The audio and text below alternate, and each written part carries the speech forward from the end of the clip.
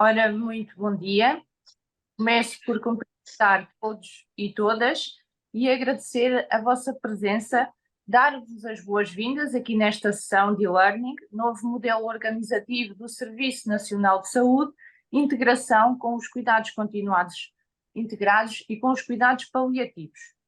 Dizer-vos que atualmente o processo de integração de cuidados que o contexto português vive, à semelhança do que acontece noutros sistemas de saúde desenvolvidos, para dar resposta ao paradigma do envelhecimento da população, da alteração do padrão epidemiológico, com maior prevalência e incidência de doenças crónicas incapacitantes e as suas várias comorbilidades, que impactam diretamente na forma como se deve organizar a prestação dos cuidados de saúde, representa atualmente uma oportunidade de mudança para o Serviço Nacional de Saúde. Ora, esta integração, para todos os efeitos, o que é que deve ter? Deve incluir a eficaz gestão dos percursos clínicos dos doentes e suas famílias, ao cuidador informal, deve incluir as reais necessidades em saúde e sociais dos doentes, as suas preferências e escolhas, como forma de garantir ganhos em saúde melhores, um melhor acompanhamento do doente no curso da sua doença, como assim uma ótima utilização e otimização dos recursos disponíveis com sustentabilidade. Esta transformação tão urgente e necessária para promover bons resultados, nomeadamente em termos do acesso a cuidados de saúde, deve contar de facto não só com os cuidados primários e com os cuidados hospitalares, sejam eles nestas modalidades de OLS ou outras, mas também com os cuidados continuados integrados e com os cuidados paliativos. Os últimos ser considerados e entendidos como um elemento fulcral da integração de cuidados e da sua efetiva materialização. Neste sentido, torna-se relevante discutir aqui hoje e trazer para cima da mesa qual é de facto o papel dos cuidados continuados integrados e dos cuidados paliativos no processo de integração e que estratégias e linhas orientadoras em termos de novos modelos de prestação de cuidados devem ser preconizados. Assim, para abordar e promover aqui uma discussão acerca destas pertinentes temáticas, iremos ter como ilustres oradores que vêm partilhar connosco a sua experiência, que é vastíssima e muito rica, a quem agradeço desde já em nome da APA a sua participação, a doutora Inês Guerreiro, responsável pela criação da Rede Nacional de Cuidados Continuados Integrados em Portugal Continental e na Madeira, sendo apelidada como a mãe da Rede Nacional de Cuidados Continuados Integrados, criou o Decreto-Lei 101/2006, diploma que cria a rede e que se encontra ainda hoje em vigor, foi coordenadora da Unidade de Missão para os Cuidados Continuados Integrados e foi também consultora da Direção-Geral da Saúde, coordenadora da equipa do Ministério da Saúde que elaborou e criou a Rede Mais, foi ainda coordenadora da Comissão Nacional para as Pessoas Idosas e Cidadãos em Situação de Dependência, entre outras funções de destaque no Ministério da Saúde e na Cruz Vermelha Portuguesa. O Dr. Manuel Oliveira, coordenador da equipa coordenadora regional da Rede Nacional de Cuidados Continuados Integrados da Administração Regional de Saúde do Centro, desde 2022, é também assessor para a qualidade do Conselho Diretivo da ARS Centro e interlocutor da ARS Centro para a implementação do Estatuto do Cuidador Informal. Temos também o Dr. Rui Sousa Silva, assistente graduado sénior de Medicina Interna, com competências específicas em Medicina Paliativa, sendo atualmente o presidente da Comissão Nacional de Cuidados Paliativos. E a enfermeira Catarina Pazes, presidente da Associação Portuguesa de Cuidados Paliativos, no mandato 2021-2023 e no atual mandato 2024-2026. É enfermeira na equipa comunitária de suporte em cuidados paliativos Beja Mais, é também professora adjunta convidada na Escola Superior de Saúde de Beja e mestre especialista em cuidados paliativos. Feitas as apresentações, doutora Inês Guerreiro, o palco virtual é seu e muito obrigada pela sua presença. Faça o favor. Muito Olá, obrigada. bom dia a todos. É um enorme gosto de estar aqui, até porque eu sou, pelos vistos, a única pessoa que já deixou a atividade há alguns anos. Fez 10 anos que eu deixei esta atividade e passei apenas a ser reformada e avó, muito ativa, num voluntariado gostoso, sem deixar de acompanhar o que se passa pelo mundo, pelo país, nomeadamente artigos, relatórios da OCDE, da OMS, do Parlamento Europeu, enfim, e até o que se vai passando no nosso país, nas instituições várias.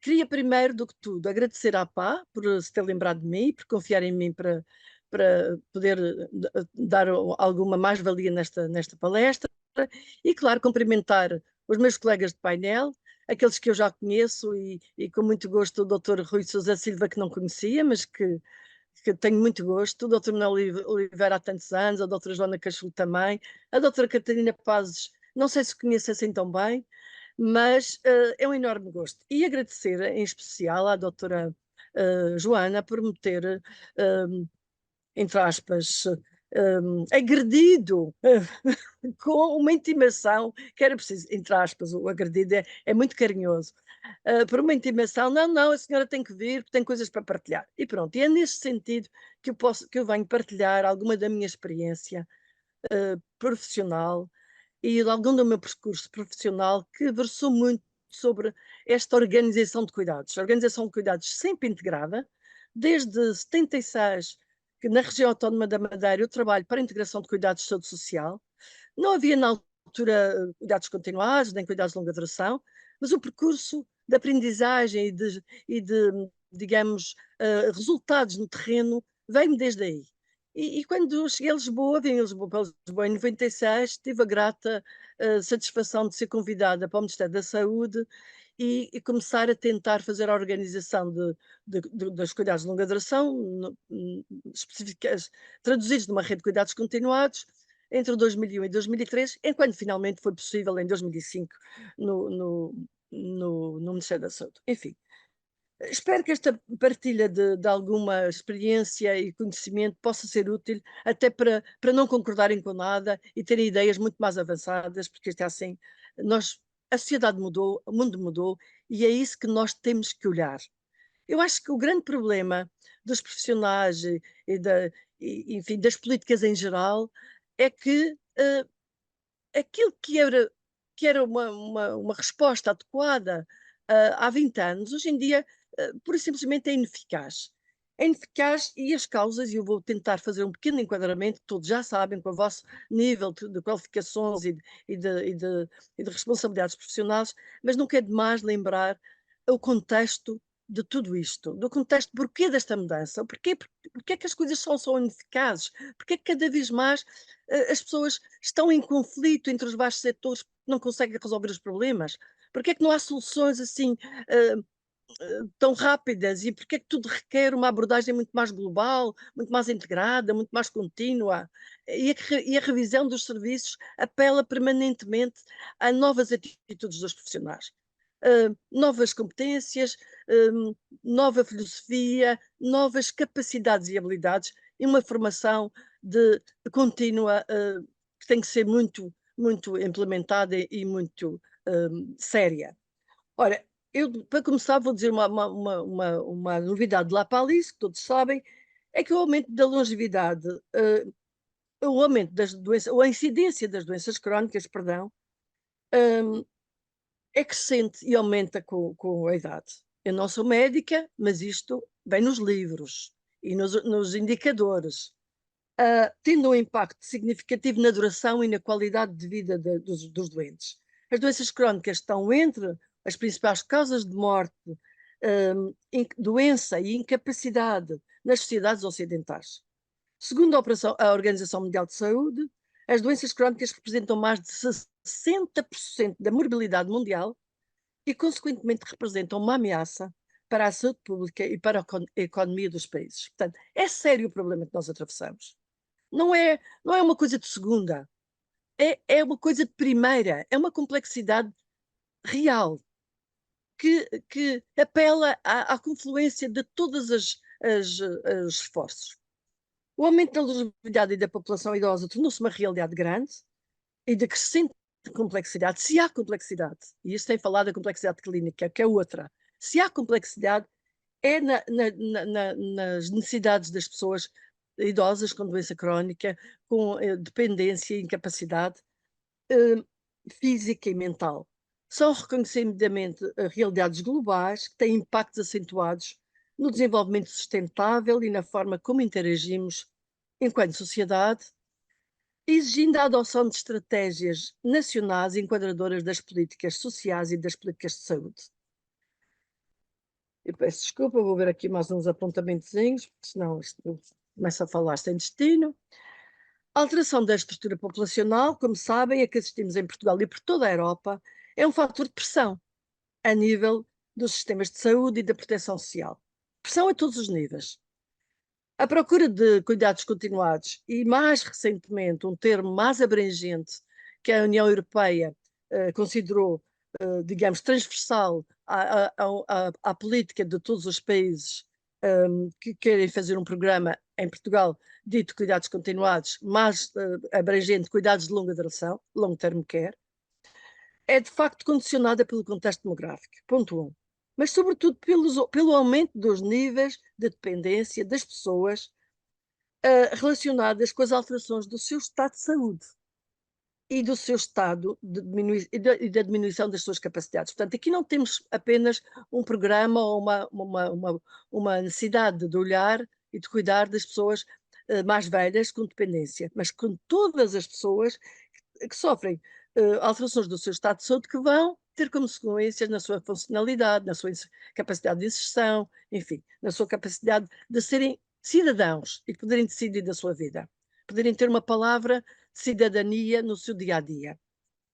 A diminuição, portanto, igualmente as mudanças sociais, falei do contexto demográfico, mas igualmente as mudanças sociais, como a saída das mulheres para o mundo do trabalho, nós já sabemos que as mulheres são culpadas de tudo, pronto, é ótimo, porque isso significa um papel muito centralizador da mulher, para o bem e para o mal, estou a brincar, mas estou a falar a sério, e a alteração da estrutura familiar contribuem para a diminuição da disponibilidade dos cuidados familiares, levando ao aumento dos cuidados formais. E isto é uma pressão enorme,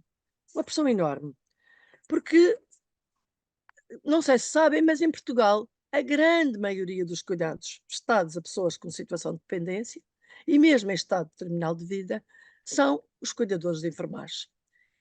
E a preços negligenciados. Os custos são completamente negligenciados. E o Dr. Manuel Oliveira certamente terá uma palavra a dizer nesta história do Estatuto do Cuidador. Portanto, vamos ter que esquecer esse grande batalhão que são os cuidadores enfermais como digamos, a segurança, apoio de toda esta nova situação de doentes crónicos dependentes que exigem uma transformação nos sistemas públicos. O sistema público tem que assumir a sua responsabilidade.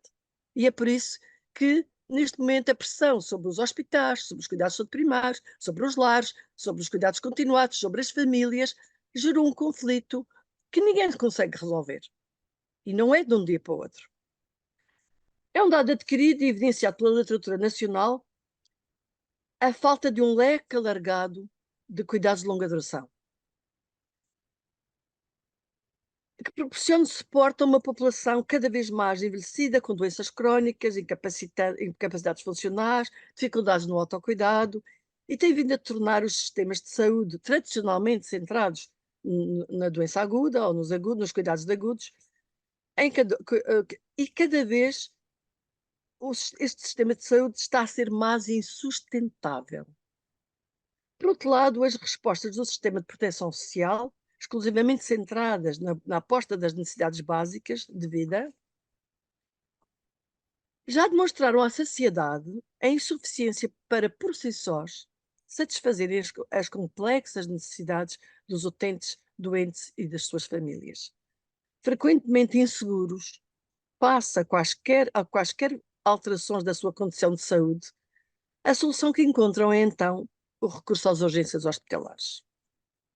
As pessoas dependentes requerem uma atenção particular, uma atenção por parte dos serviços de saúde e sociais em termos de organização de cuidados de avaliação, de controle, de readaptação, de reabilitação e inserção, através de respostas integradas, especialmente dirigidas a esta população. E quando digo integradas não só entre o setor de saúde e o setor social, mas integradas nas próprias instituições e dentro de cada nível de cuidados.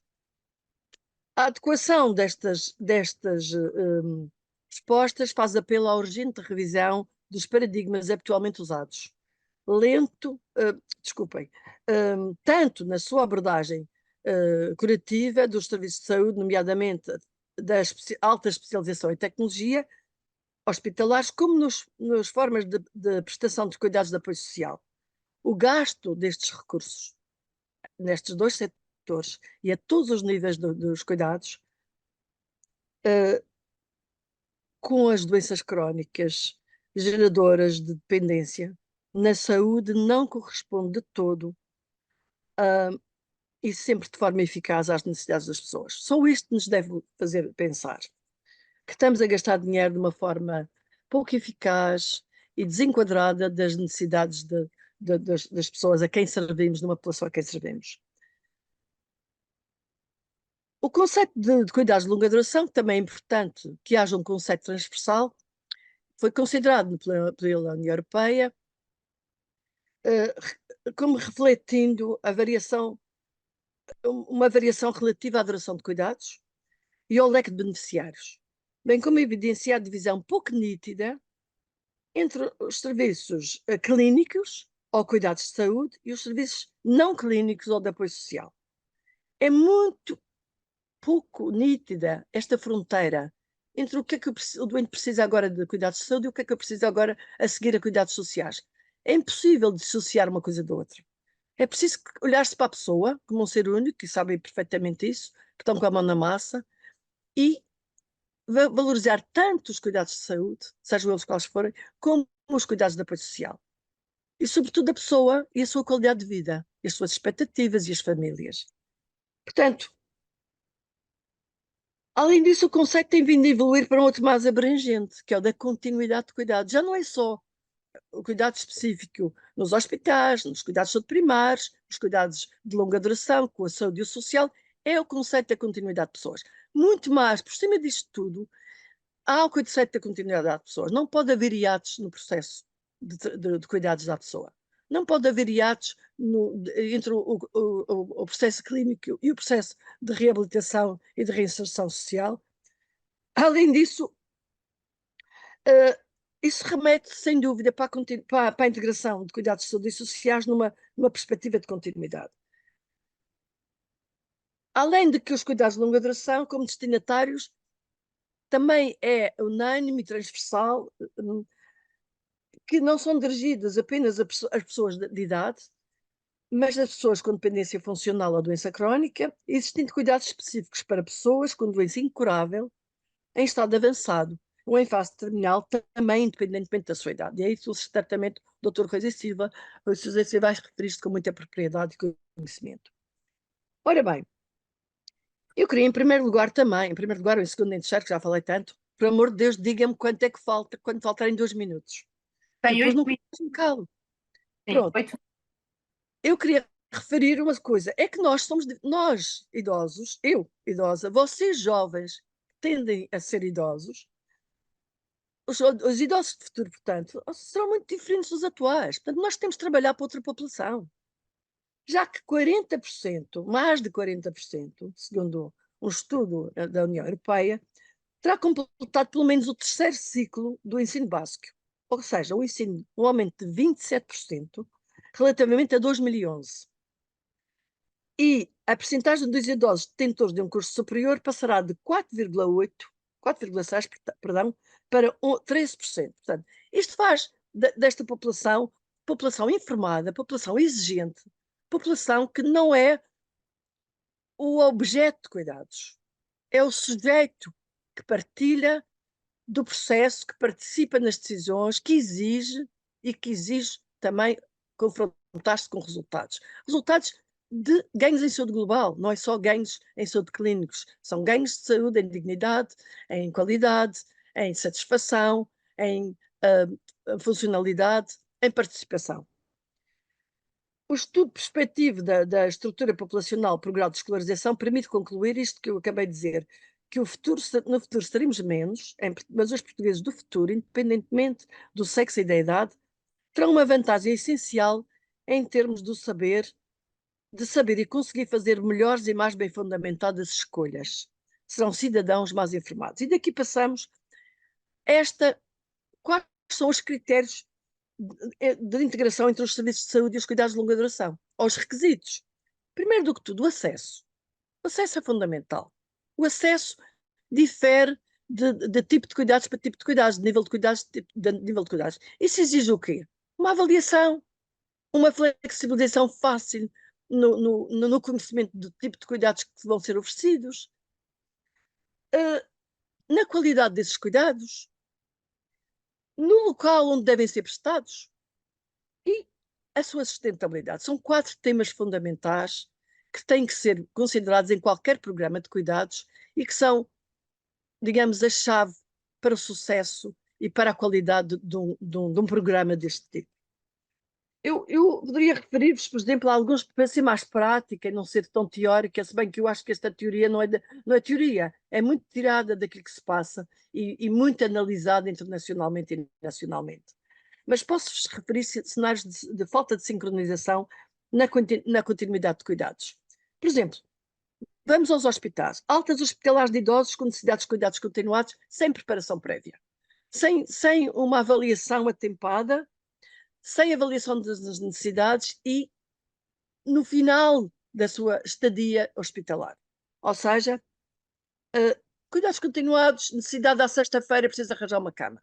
E então arranja-se qualquer cama que seja. Contrata-se num lar, pode ser privado ou pode não ser, contrata-se uma cama de retaguarda hospitalar, manda-se para qualquer unidade de cuidados continuados. É preciso um buraco onde haja uma cama. Portanto, isto, à partida, é o contrário daquilo que é qualidade. Isto é desvalorizar completamente os cuidados, as pessoas que são alvo desses cuidados, sujeitos deste cuidado, e politicamente é de facto um desinvestimento enorme naquilo que deve ser uma prioridade nacional e uma reorganização adequada, tanto no setor social como no setor da saúde. Os cuidados comunitários recebem os utentes, sejam nos centros de saúde, sejam nos lares, sejam nas casas das pessoas, muitas vezes sem avaliação das necessidades multidisciplinares. O apoio domiciliário presta serviços sem plano individual de cuidados, ou seja, a qualidade do apoio domiciliário é muito questionável, seja de saúde, seja social. Peço desculpa se estou a ser controversa, mas esta é a minha convicção e uma coisa também, quem me conhece sabe que eu só falo das minhas convicções. Mesmo que esteja escrito no papel, é só aquilo que eu acho que é aplicável e que se pode, digamos, retirar do funcionamento das instituições. E temos ainda outros aspectos. Idosos com readmissões hospitalares e com estadia em hospitais de agudo superiores ao necessário. Porquê? Porque os hospitais de agudo neste momento estão a ser, digamos, têm tudo o ónus desta situação. Não há mais sítio para levar, para mandar a uma cama. E, portanto, as pessoas não se pode dizer a culpa é dos hospitais. Não. Ou a culpa é das famílias, também não é. Ou a culpa é dos cuidados continuados, também não é. Ou a culpa é dos lares, também não é. Então a culpa é de quem? A culpa é de nós todos que não conseguimos exigir aquilo que o país precisa. E a culpa é da falta de políticas adequadas que todos nós, como profissionais, devíamos ter um olhar crítico no dia a dia no nosso trabalho. E, embora eu não possa pedir que ninguém tenha mais poder, nem eu, do que aquilo que vai mais do nosso nível, se todos nós fizermos o nosso trabalho e tivermos conhecimento e se formos informados daquilo que é, hoje em dia, a nossa, o apelo à nossa intervenção, certamente também podemos dar uma ajuda. O uso inadequado de cuidados hospitalares para utentes que podiam ter cuidados de forma mais eficiente e adequada em unidades adequadas ou ao nível comunitário é a evidência mais visível da necessidade desta reforma. Melhor gestão de alta. Um minuto? 2 minutos, pronto. Não vou dizer muito mais coisas, só queria dizer um seguinte que é muito importante também que as pessoas tenham atenção àquilo que se passa a nível internacional e porque é que a Comissão Europeia e a ONU decretou 2021-2020 como o ano do envelhecimento saudável, assenta em 4 áreas de intervenção: ambientes amigos dos idosos, combate ao idadismo, cuidados integrados e cuidados de longa duração. A Comissão Europeia, com o intuito de construir uma Europa social forte, justa, inclusiva e plena de oportunidades, desenvolveu o pilar europeu dos direitos sociais, constituído por 20 princípios orientadores, sendo o 18º destes princípios que precisamente determina que todas as pessoas têm direito a cuidados de longa duração, de qualidade, a preços confortáveis, em especial serviços de cuidados ao domicílio e serviços na comunidade. Deixem-me só dizer uma coisa. A pandemia de 2019 foi uma ocasião completamente desperdiçada. Nós trouxe ao de cima todos os aspectos, todas as deficiências estruturais pré-existentes, e em especial a falta de serviços de qualidade e a escassez de trabalhadores, e salientou a necessidade urgente de reforçar as resiliências dos sistemas de cuidados de longa duração, identificar os esforços de melhorar a autonomia pessoal e facilitar uma vida independente. Em Portugal, e quero terminar com isto, os cuidadores de enfermagem são a fonte mais prevalente dos cuidados prestados às pessoas, embora já tenha dito, que vivem com dependências, designadamente doentes crónicos, crianças com doenças incapacitantes e idosos.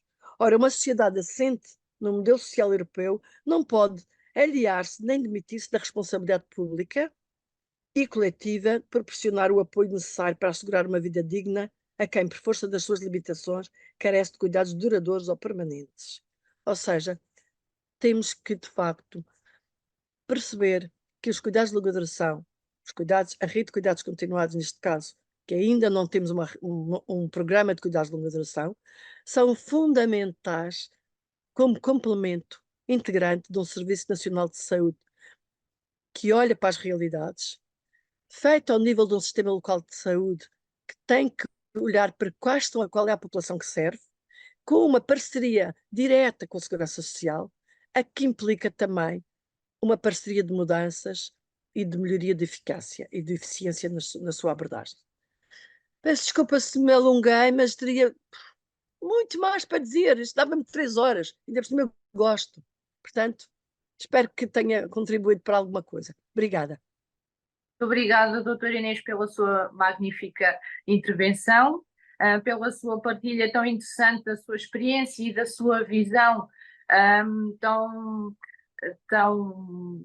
profícua face à rede, face às suas atuais necessidades, chamando aqui a atenção para, ao nível das políticas públicas, a necessidade até da evolução e de fazer acompanhar a prestação dos cuidados a par e passo com o desenvolvimento do conceito e evolução do conceito dos cuidados continuados integrados.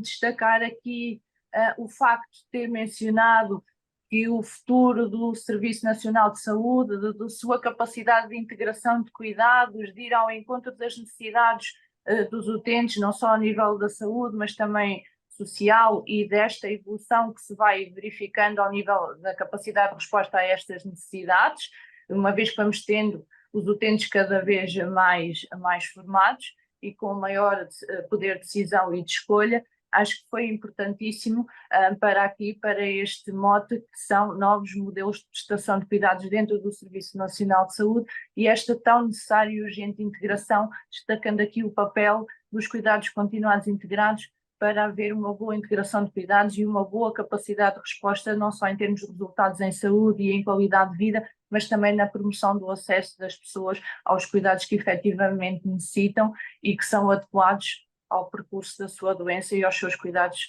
a nível também sociais. Muito obrigada, doutora Inês. Acho que foi muito enriquecedora a sua participação. A dizer que no final das apresentações teremos 10 a 15 minutos reservados a questões que queiram colocar, e podem colocar as mesmas no chat, que depois, à medida que forem sendo colocadas, vamos dando. De seguida vamos então ouvir o Dr. Manuel Oliveira. Por favor, Dr. Manuel Oliveira, o palco virtual é seu. Muito obrigada. Muito bom dia a todas e a todos. Permitam-me que cumprimente a doutora Joana Cachola enquanto moderadora desta distinta mesa, seguramente não pela minha presença, mas a presença já referida da mãe da Rede Nacional dos Cuidados Continuados Integrados, a doutora Inês Guerreiro. É um gosto partilhar e uma honra partilhar este momento consigo. assim como com o Dr. Rui Sousa e Silva, Presidente da Comissão Nacional dos Cuidados Paliativos, e também com a Sra. Enfermeira Catarina Pazes, distinta Presidenta da Associação Nacional dos Cuidados Paliativos. Permitam-me que faça um agradecimento também ao Dr. Xavier Barreto, na qualidade de Presidente da APA, pelo convite que nos endereçou para participarmos neste momento, e também a toda, e na sua pessoa, cumprimentar toda a organização desta 13ª Conferência de Valor da APA, e um cumprimento também ao chairman da conferência, o Dr. Pedro Lopes, pela riqueza do programa que nos apresenta. Feito esta consideração inicial, só dizer de que, relativamente após a doutora Inês Guerreiro ter feito a sua abordagem, seguramente pouco mais terei a acrescentar. Vou tentar sistematizar eventualmente algumas ideias, aprofundar uma ou outra, no âmbito daquilo que é a continuidade das nossas intervenções. E, nesse sentido, aquilo que nos foi solicitado foi fazermos uma reflexão sobre a questão da integração com os cuidados continuados e os cuidados paliativos. Em termos de referenciais para análise, só dizer em 5 pontos-chave a evidência para a mudança que temos, com que estamos confrontados, alguns princípios reformistas nos modelos organizativos, que no fundo vêm fundamentar e operacionalizar esta mudança, o contributo da IRNCC de uma forma sumária, algumas prioridades para a ação e alguns desafios maiores. A evidência para a mudança, por vezes nós pensamos e subestimamos aquilo que temos. E é importante dizer que Portugal tem um enquadramento legal, do ponto de vista daquilo que é as respostas em saúde necessárias e não só, também na complementaridade com as outras políticas públicas, e mesmo na área técnica, por vezes nós desvalorizamos e desconhecemos, e que está muito alinhado com aquilo que é hoje preconizado, como a doutora Inês Guerreiro referiu, ao nível internacional. Portugal não tem que se envergonhar, passo a expressão, daquilo que é o seu enquadramento. A nossa dificuldade maior tem a ver com a operacionalização de todo este normativo, e por isso estamos a fazer esta reflexão que é importante. E importa referir, começando logo pela Constituição da República Portuguesa, e não podemos esquecer, no ano em que celebramos 50 anos de Abril, e que estamos a celebrar os 50 anos da nossa democracia, da liberdade, que apela a um permanente comportamento de solidariedade, de fraternidade para com todos, temos uma Constituição da República muito importante pelo artigo que confere o direito à proteção à saúde, e depois temos uma série de instrumentos, a Lei de Bases da Saúde de 2019, o Estatuto do Serviço Nacional de Saúde, os estatutos da Direção Executiva do SNS, como sabem, neste momento no âmbito da saúde, e vai ser discutido durante estes dias, a questão da Direção Executiva do SNS enquanto gestora do Serviço Nacional de Saúde, e que, na sua matriz base, em termos das suas atribuições, inscreve a questão da integração de cuidados como um fator determinante para o sucesso da saúde de todos nós, e nomeadamente o Serviço Nacional de Saúde, que considero como a maior conquista de Abril, e partilho esta ideia com os demais. A questão do Estatuto do Cuidador Informal, que a doutora Inês Guerreiro já falou e que poderei falar um bocadinho à frente, e que estamos numa fase de implementação, o Plano Nacional de Saúde 2030 e o Plano Nacional de Segurança para os doentes, dos doentes 21-26. A doutora Inês já referiu, só deixar uma nota, isto é da evidência, não somos nós que o dizemos.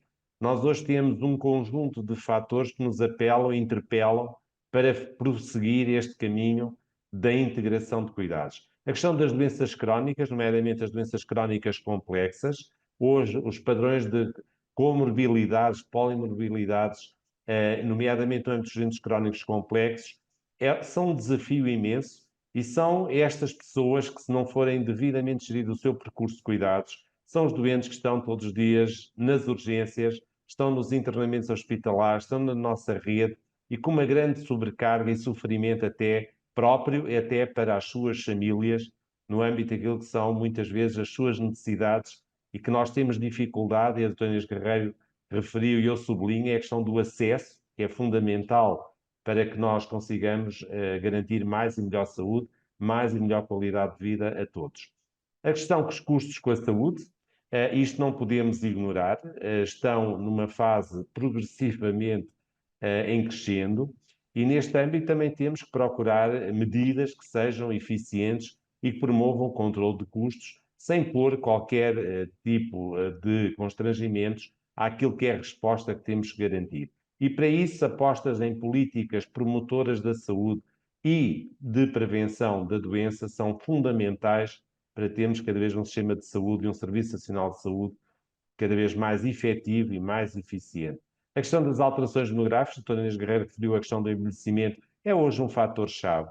Não temos problemas em assumi-lo. Portugal não se preparou para o envelhecimento da nossa população e nós hoje somos um país de velhas e de velhos que precisam de uma grande intensidade de cuidados que não se esgota na saúde, mas também ao nível do apoio social que carecem, onde a Rede Nacional de Cuidados Continuados Integrados dá um contributo muito importante e eu diria, hoje questiono, se a Rede Nacional de Cuidados Continuados Integrados não tivesse sido concebida e implementada, e a isso devemos a doutora Inês Guerreiro, a sua mãe, o que é que seria deste país? É uma questão que eu me coloco todos os dias, não é?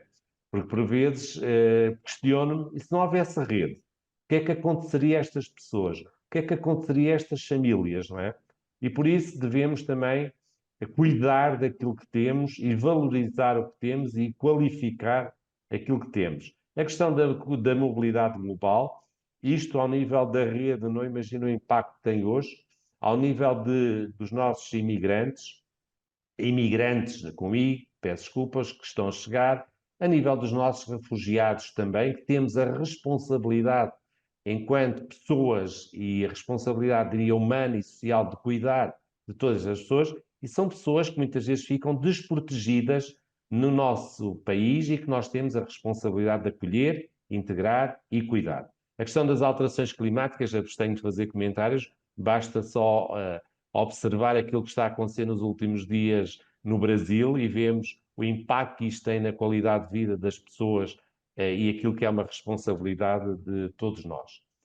A doutora Inês Guerreiro referiu muito bem a questão do nós não temos em Portugal ainda, não está implementado um sistema de cuidados de longa duração. E quando falamos de sistema de cuidados de longa duração, isto não se pode confundir com a Rede Nacional de Cuidados Continuados Integrados, nomeadamente com as suas unidades de longa duração e manutenção. O sistema de cuidados de longa duração e este esquema da região Europa da OMS de 22 é muito elucidativo daquilo que temos que fazer. E temos que perceber que temos que garantir, e isto tem a ver com a integração de cuidados, tem a ver com aquilo que é a resposta exclusivamente à responsabilidade da área da saúde, aquilo que é a resposta do nosso sistema de proteção social e focados naquilo que são as necessidades concretas das pessoas, das famílias e das nossas comunidades. E é na integração de todas estas áreas que o sistema, que apela à intervenção de todos, integra tudo o que são os cuidados na área da promoção e prevenção, na gestão da doença crónica, nomeadamente complexa, na área da reabilitação, nos cuidados paliativos e nos cuidados domiciliários já referidos e que Portugal aqui carece de um grande investimento a este nível. E neste âmbito, todo o contexto de proteção social, que vou-me abster de fazer comentários, mas este sistema integra também aquilo que é os cuidados que nós temos que garantir aos cuidadores informais como dizia, mobilizando todos os recursos da comunidade e tudo aquilo que temos de capacidade de oferta. Por vezes temos muitas respostas, mas temos dificuldade em integrá-las. Eu uso muitas vezes uma figura de um senhor que há tempos referia que quando ficou numa situação de dependência e regressou ao seu domicílio, a primeira coisa que teve que fazer foi reorganizar a sua sala de visitas para acolher toda a gente que queria cuidar dela. Aparecia e reorganizou tudo. E depois de reorganizar a sala de visitas e receber todos em simultâneo, quando necessitava da resposta efetiva às suas necessidades, a sala estava vazia. E este é o grande desafio que temos, é pensar o que temos, que recursos temos, que parceiros temos e como é que integramos e em que determinado momento cada um de nós pode intervir e responder de uma forma integrada e de uma forma efetiva às necessidades dos nossos cidadãos. Este esquema, eu penso que é um desafio, fica visualmente, eventualmente não conseguem, mas convido a que o consultem. Eu penso que está aqui aquilo que a doutora Inês referia, que é o sistema de cuidados de longa duração de que o país carece para todos nós, enquanto cidadãos deste país, eu diria do mundo também, que isto é exclusivo para Portugal, e que nos ajuda a refletir e a repensar o modelo de organização das nossas intervenções. Outro aspecto importante é a questão do ato em saúde. Quando falamos de integração de cuidados, temos que compreender que hoje isto não se trata de um assunto só de médicos e só de enfermeiros. Não. Hoje a evidência científica demonstra que temos que implementar um conjunto de práticas colaborativas interdisciplinares para garantir o melhor resultado, criarmos valor em saúde face às necessidades cada vez mais complexas das pessoas e das famílias que temos a responsabilidade de cuidar. E aqui, Portugal, temos um déficit grande ao nível de profissionais. Eu posso referir, por exemplo, ao nível dos cuidados continuados integrados. Temos equipas multidisciplinares, interdisciplinares, mas no geral do nosso sistema de saúde e do Serviço Nacional de Saúde, por exemplo, a nível dos cuidados de saúde primários, nós temos um déficit muito grande de psicólogos, assistentes sociais, nutricionistas, fisioterapeutas, terapeutas ocupacionais, etc. E hoje não podemos conceber um plano individual de intervenção, que para nós é muito caro a nível da Rede Nacional de Cuidados Integrados, Cuidados Continuados Integrados, se não tivermos esta equipa multidisciplinar. Eu diria que isto é transversal a todos os contextos de cuidados. E por isso o ato em saúde hoje apela à complementaridade dos saberes e das competências de todos os profissionais, seja da saúde, mas também do setor social, que é fundamental para aquilo que é necessário.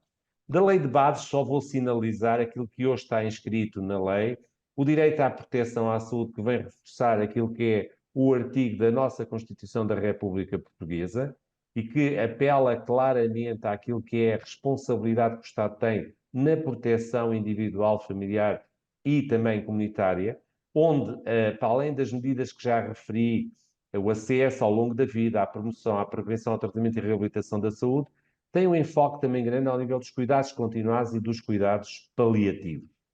Relativamente à outra base, à base 2, os direitos e deveres das pessoas, vem reforçar aquilo que temos estado a dizer, destacar aqui está na lei, não somos nós que estamos a dizê-lo, só estou a reforçar com aquilo que é o dispositivo legal que temos. A promoção do bem-estar e qualidade de vida durante o envelhecimento, a questão das pessoas cuidadas, os respectivos cuidadores informais, onde a capacitação, a formação e o descanso cuidador são muito importantes e onde, por exemplo, ao nível do descanso cuidador, a Rede Nacional de Cuidados Continuados Integrados permite o acesso a esta medida, nomeadamente nas unidades de longa duração e manutenção, 90 dias por ano, de forma seguida ou interpolada, e hoje com o Estatuto do Cuidador Informal, com 30 dias, que uma revisão da portaria recentemente, que vem permitir que os cuidadores possam descansar e prevenir a sobrecarga e a exaustão com que muitas vezes estão confrontados. Relativamente aos cuidadores informais, importa dizer, e está inscrito, como digo, na Lei de Base da Saúde, é a base 3, dar uma nota, nós temos neste momento a implementação no país o Estatuto do Cuidador Informal, penso que na mesa anterior, no painel anterior, terão abordado esta questão. São 4 anos de experiência depois dos projetos piloto, que integra estes 4 anos, mas dizer que esta é uma matéria-chave. E temos que perceber que, por vezes, transferimos para a família ou para o cuidador a responsabilidade de cuidar, sem que a pessoa esteja devidamente capacitada e tenha os recursos que o ajudam nessa missão de cuidar. E também temos que pensar naquelas pessoas que não têm ninguém e que nós, Estado, temos que garantir a resposta para preservar a sua vida com dignidade e com a qualidade de vida possível. Relativamente à política de saúde, vou avançar, já referimos. A literacia em saúde, isto é fundamental. A doutora Inês lançou aqui alguns dados importantes da evidência daquilo que é a mudança de paradigma.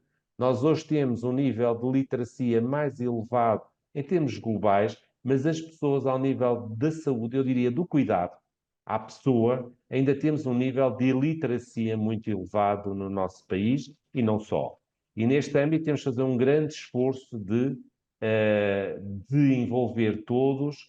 Isto começa, diria eu, nas escolas, desde a escola eu diria do jardim de infância até uma fase em todos os contextos de cuidados, mas cada vez mais nós temos de promover. E aqui uma atenção muito particular às novas tecnologias, que são uma ferramenta fundamental para chegar a mais pessoas de uma forma mais ágil, mais objetiva, mas temos que perceber que ainda temos uma percentagem elevadíssima da nossa população que não tem acesso às novas tecnologias e nós, para garantirmos uma literacia efetiva em saúde e também nas outras áreas, temos que perceber que nem todos os cidadãos têm este acesso e por isso não podemos promover a info-exclusão.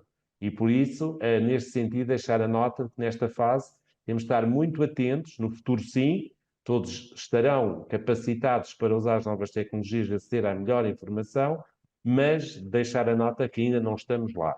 E aqui eu diria que nós, todos os setores, saúde, segurança social e todos quem intervém nesta área, hoje o grande desafio é selecionar informação adequada.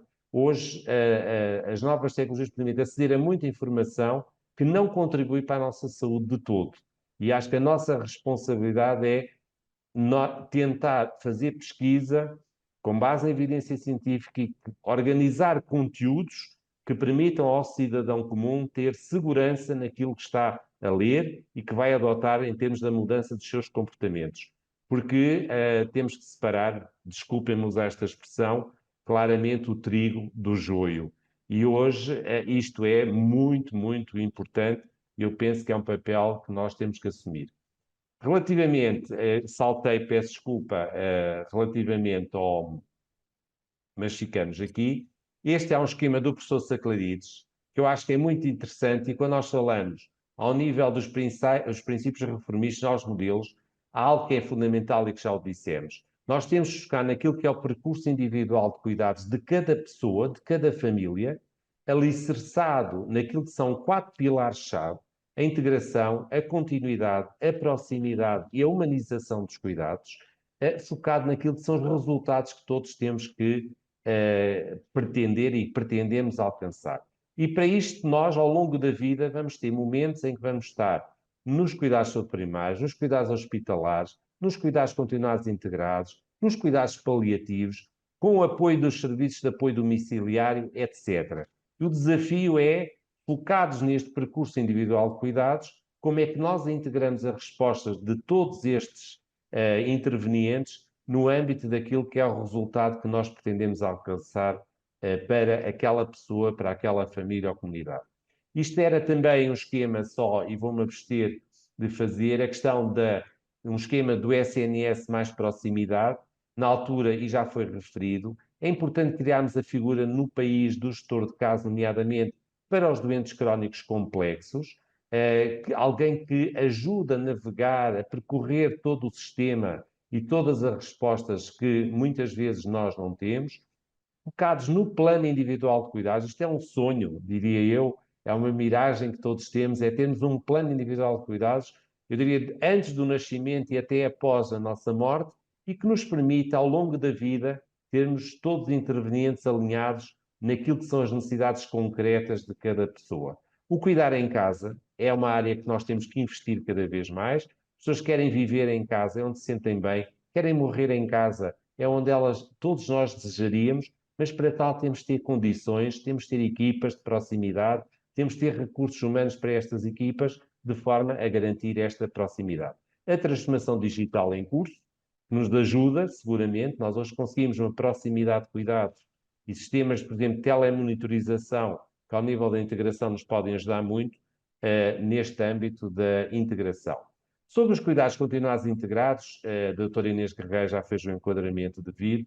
Quem sou eu para estar a fazer observações, mas só deixar uma nota que o acesso à rede, e isto tem a ver com a ponte que temos a fazer da integração com os cuidados continuados, com os cuidados paliativos, só relembrar quais são os destinatários das nossas unidades e das equipas da RNCCI.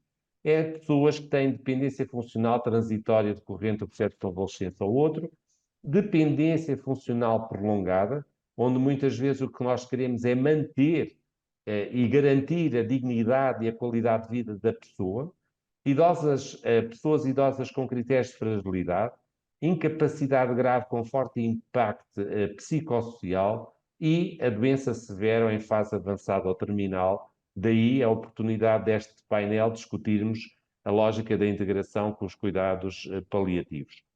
Sobre os princípios objetivos da rede, diria que para nós é muito caro dar a nota a questão da personalização e humanização de cuidados, onde o conforto e a qualidade de vida para nós é a missão major da nossa resposta. A questão da continuidade da integração, estamos perfeitamente alinhados. A interdisciplinaridade já referi, a equidade e a proximidade no acesso, a avaliação integral das necessidades da pessoa, a promoção e recuperação, a manutenção da funcionalidade, a participação e a corresponsabilização do cidadão-família e dos cuidadores. Isto está desde 2006, doutor Inês Guerreiro, certo? Confirma. Tudo isto está inscrito. Hoje fazemos a discussão, mas 2006 está tudo inscrito no decreto-lei, não é? No 101/2006, 6 de junho. Por isso, somos inovadores também na concepção e na implementação desta resposta e cabe-nos hoje qualificá-la no sentido de a desenvolver. Relativamente a ponto com os cuidados paliativos, dizer, como sabem, em 2017 ocorreu uma separação entre aquilo que era a resposta a nível da rede, cuidados continuados integrados e a área dos cuidados paliativos, criou-se a Rede Nacional dos Cuidados Paliativos, mas não foi pela criação da rede que fomos separados naquilo que é a nossa missão. E nesse âmbito, nós estamos obrigados pela legislação em vigor, na sua redação atual, a ter uma articulação permanente com a Coordenação Nacional dos Cuidados Paliativos e naquilo que é a sua lei de base e que nós temos que prosseguir. E nesse âmbito Sim? Um minuto. Muito bem. Quase a terminar, só dizer, temos que articular as nossas equipas todas, nomeadamente com os cuidados paliativos, com as unidades de internamento, com as unidades que nós temos na rede, as da RNCCI, as equipas intra-hospitalares de suporte em hospitais e, muito importante, as equipas comunitárias de suporte em cuidados paliativos, cada vez mais terão que nos apoiar ao nível da rede, conforme está previsto na legislação. Eu diria, e para não me alongar mais, dizer, até porque a enfermeira Catarina Paz irá fazer a abordagem das equipas seguramente e da lógica, eu diria que as prioridades para a ação, só sintetizando, é a questão do poder e capacitação do cidadão. Isto é fundamental para as decisões, a tomada da melhor decisão, como a doutora Inês Guerreiro referiu e muito bem. Nós hoje temos que cuidamos de pessoas que são agentes também, são atores principais. Estamos a falar da vida, da sua saúde. E por isso, a primeira instância tem que elas tomar a melhor decisão. Já falámos das políticas promotoras, a literacia também em saúde, o envelhecimento ativo e saudável, a questão da saúde mental. Esta é uma área que carece de um grande desenvolvimento no país e neste âmbito só dar a nota de um problema grave de saúde pública que temos entre mãos e que temos grandes desafios que é na área das demências. Temos uma estratégia da saúde para as demências que está em fase de desenvolvimento e de implementação e que merecerá da nossa parte seguramente a melhor atenção, porque é o que nós temos nos nossos contextos todos os cuidados. Maior investimento nos cuidados de proximidade, já referimos a questão dos cuidados domiciliários. A revisão do modelo de financiamento da rede, isto é urgente. Nós não poderemos continuar a financiar a rede com base só em taxas de ocupação, mas com um modelo de contratualização que nos permita discriminar positivamente as unidades e as equipas que diferenciam o seu desempenho para melhor. Isto é um desafio enorme que temos pela frente. A questão da promoção da qualificação e a cooperação entre a Rede Nacional de Cuidados Continuados Integrados e a Rede Nacional dos Cuidados Paliativos. E, por último, uma prioridade que eu acho que é muito importante e que se fala pouco, tem a ver com o sistema judicial atento às pessoas. Isto tem muito a ver com a incapacidade ou a inaptidão cognitiva para a tomada de decisão e que nos acarreta muitos problemas na gestão de processos, nomeadamente pessoas com demência, onde, por exemplo, o regime jurídico melhor acompanhado é uma legislação muito avançada na defesa daquilo que são os direitos de cidadania destas pessoas, mas onde, por vezes, as decisões judiciais, por variedíssimas razões, e com isto não estou a imputar responsabilidades aos nossos magistrados do Ministério Público ou magistrados judiciais, mas onde, por vezes, temos que promover a celeridade das decisões nesta área. Em síntese, desafios maiores e dois só. Temos que promover uma cultura de partilha, integração, articulação, referenciação, continuidade e proximidade. Eu diria de planeamento. A doutora Inês Guerreira referiu, não posso querer à sexta-feira colocar um doente numa unidade da rede ou numa cama de retaguarda. Isto tem que ser tudo devidamente planeado, e daí a importância do plano individual de cuidados ao longo de toda a vida, que possamos, de forma a conseguirmos garantir uma maior efetividade. A resposta em rede intersetorial focada no cidadão, e aqui um apelo claro àquilo que é a resposta integrada da saúde e do setor social, nomeadamente da segurança social, onde a rede é exemplar a este nível, é uma parceria virtuosa, como eu costumo dizer, e neste âmbito temos feito um trabalho e temos que continuar a desenvolver no sentido de promover a melhoria desta parceria, o comunicar e interagir.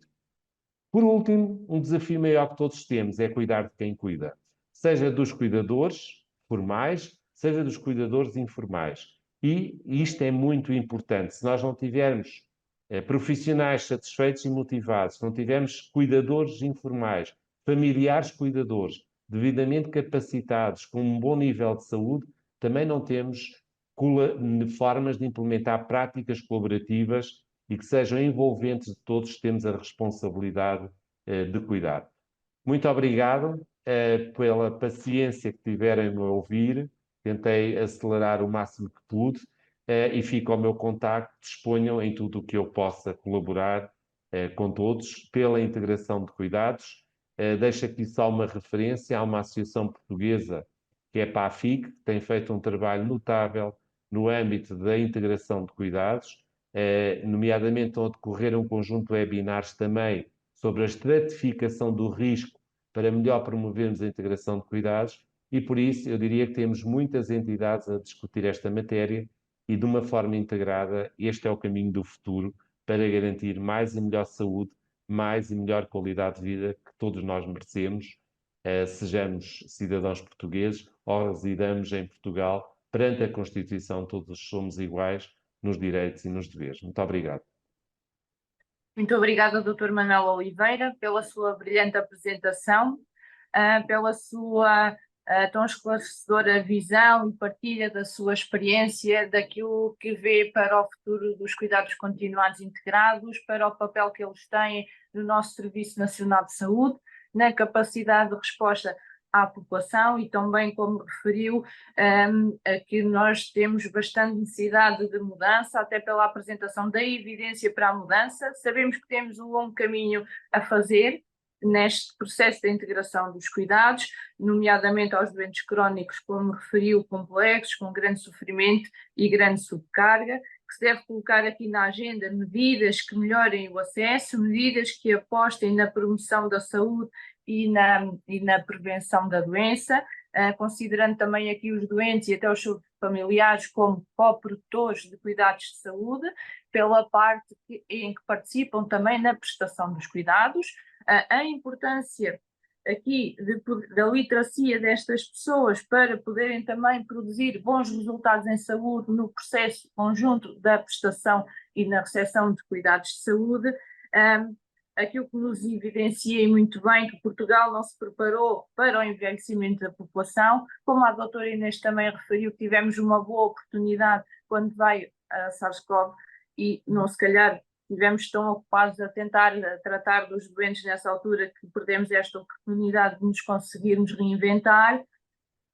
Eu acho que foi muito importante o Dr. Manuel referir a falta em Portugal de um sistema de cuidados de longa duração, diferente dos cuidados continuados integrados, mas que temos que garantir que isto aconteça, nem que seja de uma forma que vai sendo introduzida no sistema de saúde de forma devagar, porque as grandes mudanças normalmente ocorrem por pequenos passos, e para termos aqui uma verdadeira integração de cuidados que abarca não só, como disse, a parte dos cuidados de saúde, a parte dos cuidados paliativos de forma transversal e o setor social, e só assim é que vamos conseguir ter a verdadeira integração de cuidados, porque se este conjunto de cuidados não só de saúde, sociais, a parte até dos cuidados paliativos, se pensarmos aquilo que temos, mas se não os conseguirmos integrar para prestar os cuidados aos doentes no seu ciclo da doença, nos momentos em que eles necessitam especificamente, nós não vamos conseguir ser capazes de criar valor em saúde. E acho que aqui o Dr. Manuel Oliveira chamou-nos a atenção para factos que são mesmo indispensáveis para que a integração dos cuidados ocorra de uma forma eficaz, com efetividade e com bons resultados em saúde e em qualidade de vida para os nossos doentes, para não nos alargarmos mais. Eu vou passar então a palavra ao Dr. Rui Sousa e Silva, dizer, Dr. Rui Sousa e Silva, o palco é seu, muito obrigada e pode iniciar a sua apresentação. Então, boa tarde, obrigado, doutora Joana, e obrigado à APA por este convite, que quero transmitir ao seu representante, ao seu presidente, o Dr. Xavier Barreto, e queria também cumprimentar todos aqui os colegas desta mesa, digamos assim, começar pelo Dr. Inês Guerreiro, que, como diz, não tivemos ainda o prazer de ser apresentados, mas que dispensa de apresentações e, portanto, já demonstrou o seu papel tutelar que teve e terá certamente nesta discussão e na criação desta rede de cuidados continuados. Depois, cumprimentar a Sra. Presidente da Associação Portuguesa de Cuidados Paliativos, a Enfermeira Catarina Pazes, com quem partilhamos muitas destas mesas e já estamos mais rotinados a trabalhar em conjunto, e ainda a Dr. Manuel Oliveira, que também é já um amigo de longa data e com quem vamos partilhando até, enfim, visões sobre estas questões. De facto, no que diz respeito aos cuidados paliativos,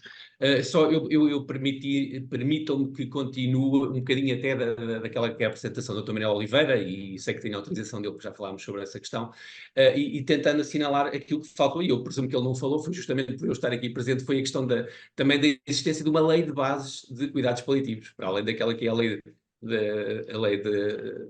da saúde, a lei de bases da saúde, também há uma lei de bases de cuidados paliativos posterior, de 2012, que no fundo tenta e estabelece uma série de questões importantes naquilo que são os cuidados paliativos, desde logo algumas definições, mas também criando aquilo, enfim, aquilo que é a Comissão Nacional de Cuidados Paliativos, que neste caso aqui represento, e também a própria Rede Nacional de Cuidados Paliativos.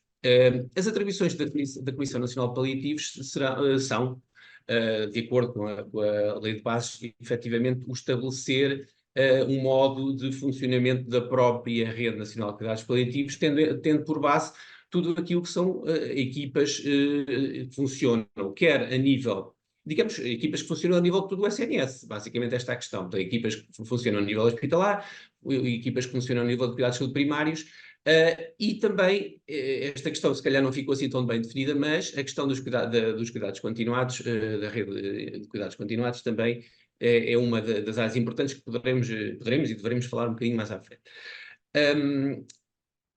A lei de bases, ao estabelecer a criação de uma Comissão Nacional de Cuidados Paliativos, também lhe atribui a missão de fazer, enfim, alguma espécie de planeamento estratégico e a criação de planos estratégicos para esse funcionamento, uma vez que, como em todas as leis, acaba por ser uma questão, são os direitos que ficam estabelecidos, e bem, outra questão é depois a sua concretização prática e com as dificuldades que vamos conhecendo ao longo do caminho.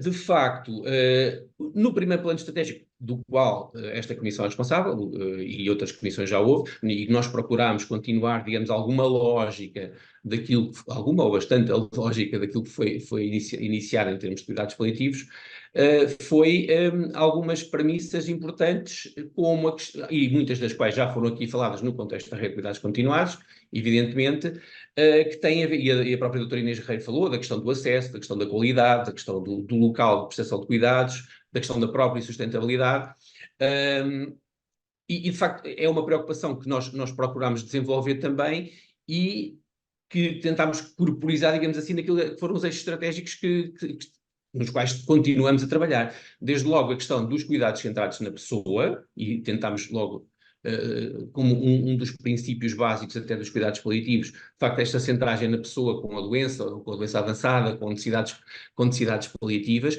e, ao mesmo tempo, a pessoa cuidadora, seja formal, seja informal, mas pronto, aí os cuidados paliativos sempre procurar estabelecer esta relação e pô-la a funcionar da melhor forma possível, e tudo aquilo que foi falado aqui em termos do cuidador informal será, por maioria de razão, também aplicável a nível dos cuidados paliativos. Depois, outro dos eixos estratégicos que também procurámos trabalhar e procuramos ainda também trabalhar é a questão da formação, e a formação no sentido, enfim, mais lato possível, ou seja, a formação, seja ela capacitação de cuidadores, seja ela capacitação de profissionais de saúde, e estamos a falar, por um lado, de capacitação dos profissionais de saúde que prestam cuidados paliativos a nível especializado, mas também de todos os outros profissionais de saúde, portanto, e aqui já começa uma das pontes com a rede de cuidados continuados, ou todo o SNS, portanto, agora lembrei-me, enfim, cuidados continuados e mais. E porquê? Agora um parênteses em relação a esta questão. Porque, enfim, a própria Lei de Bases de Cuidados Paliativos fala naquilo que são as abordagens paliativas, ou seja, no fundo, significa o quê? Significa a atenção a todos os cidadãos que contactam com o sistema de saúde, o nosso SNS, outra, enfim, das conquistas que falámos em relação agora ao 25 de Abril, não é? Que agora do qual celebramos agora os 50 anos, de facto é uma das digamos, vantagens, mais-valias que foi criada, a possibilidade de haver um sistema que dê apoio a toda a população portuguesa, não é? E a ambição dos cuidados paliativos é estarem presentes sempre que necessário, e dependendo de quê? Dependendo da complexidade da situação, ou seja, quando as situações são mais complexas, deveremos, e aí sim, integrar o apoio de equipas especializadas em cuidados paliativos, portanto, a nível hospitalar, falamos de equipas dos internamentos a nível de cuidados paliativos de agudos, das equipas intra-hospitalares de cuidados paliativos, e a nível dos cuidados primários, e o Sr. Manuel Oliveira já falou dessa questão, das equipas comunitárias de suporte em cuidados paliativos, que representam, portanto, a rede de cuidados paliativos, a tal Rede Nacional de Cuidados Paliativos, que é uma rede funcional, e representam-nas nesse nível de cuidados. A questão que nós defendemos, efetivamente, é que os cuidados paliativos não terão que ser um novo nível de cuidados, mas sim terão que estar presentes em todos os níveis de cuidados, e é mais uma das questões que ficou definida na própria Lei de Bases de Cuidados Paliativos.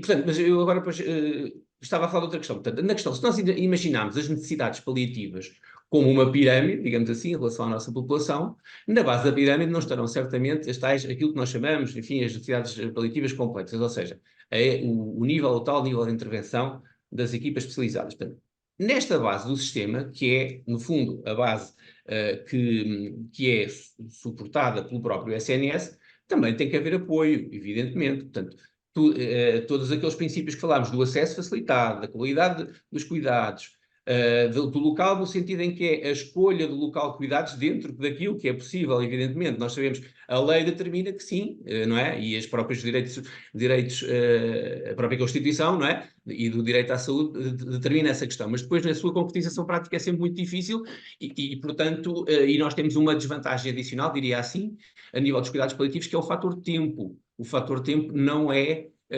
favorável, digamos assim, à demora de prestação do apoio, e é uma das questões que é mais frequentemente falada destas reuniões que nós temos a nível dos próprios cuidados paliativos, é a questão da ambição que todos temos de uma via verde do acesso aos cuidados paliativos, ou seja, a pessoa no momento em que tem uma necessidade complexa, que tenha essa resposta o mais pronta possível, porque não se compadece com marcar uma consulta, por exemplo, para não sei quanto tempo depois. Evidentemente isso não é realizável. Ao mesmo tempo também não é realizável, nem é propriamente desejável que estas necessidades sejam supridas por aquilo que o sistema permite, que é, enfim, um serviço de urgência, por exemplo.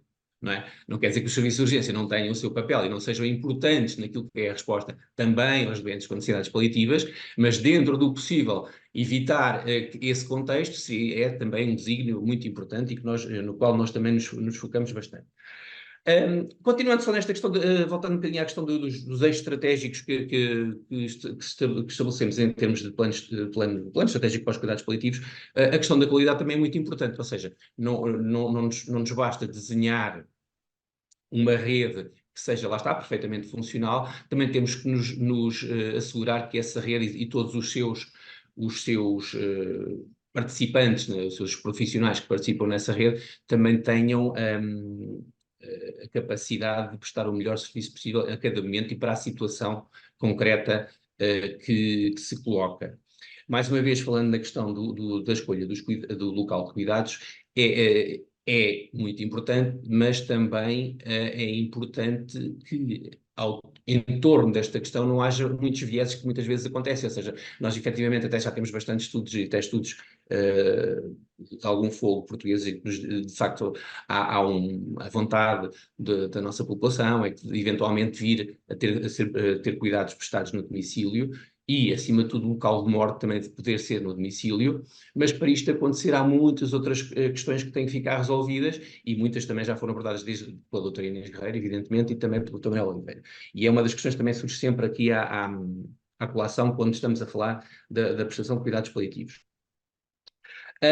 Só terminando aqui em termos daquilo que foram os eixos estratégicos que nós estamos a trabalhar, tem a ver com a organização. E eu, para não alongar muito esta questão, a organização é um termo assim demasiado lato, mas pegava só naquilo que também já foi aqui dito e que é mais uma ambição nos cuidados paliativos e também eu diria em todas as equipas da saúde, e que já existem iniciativas para a sua abordagem, que é a questão do plano de cuidados, efetivamente o plano de cuidados. Por maioria de razão, em cuidados, no contexto de cuidados paliativos, é absolutamente necessário. Não passa pela cabeça, não deveria passar, vou já dizer assim, uma equipa de cuidados paliativos especializados, fazer uma transição de cuidados para outro nível, ou mesmo para o domicílio, em que isso não fique devidamente acautelado. E de facto, mas agora peço desculpa, já não lembro quem é que falou sobre essa questão, mas efetivamente todos falamos, mas depois quando se vai a tentar concretizar ela não acontece. Aliás, eu já numa sessão anterior que eu ainda tive a oportunidade de ouvir um bocadinho, o Dr. Vítor Ramos estava a falar exatamente disso e eu achei muito curioso, que é exatamente essa a questão, ou seja, todos os profissionais provavelmente, e não só nos cuidados paliativos, mas todos os profissionais de saúde, terão na sua cabeça esta ideia do plano de cuidados, mas ele não aparece com muita substância, com muita concretização, e portanto, na altura em que ele é necessário, enfim, poderemos não o ter, e depois lá está, eu concordo plenamente que na rede de cuidados continuados não faz sentido que não esteja isto devidamente acautelado, até porque deve haver comunicação entre equipas, e essa parte não tem sido tão fácil, mas nós já que estamos a falar de integração de cuidados, é exatamente disso que devemos falar.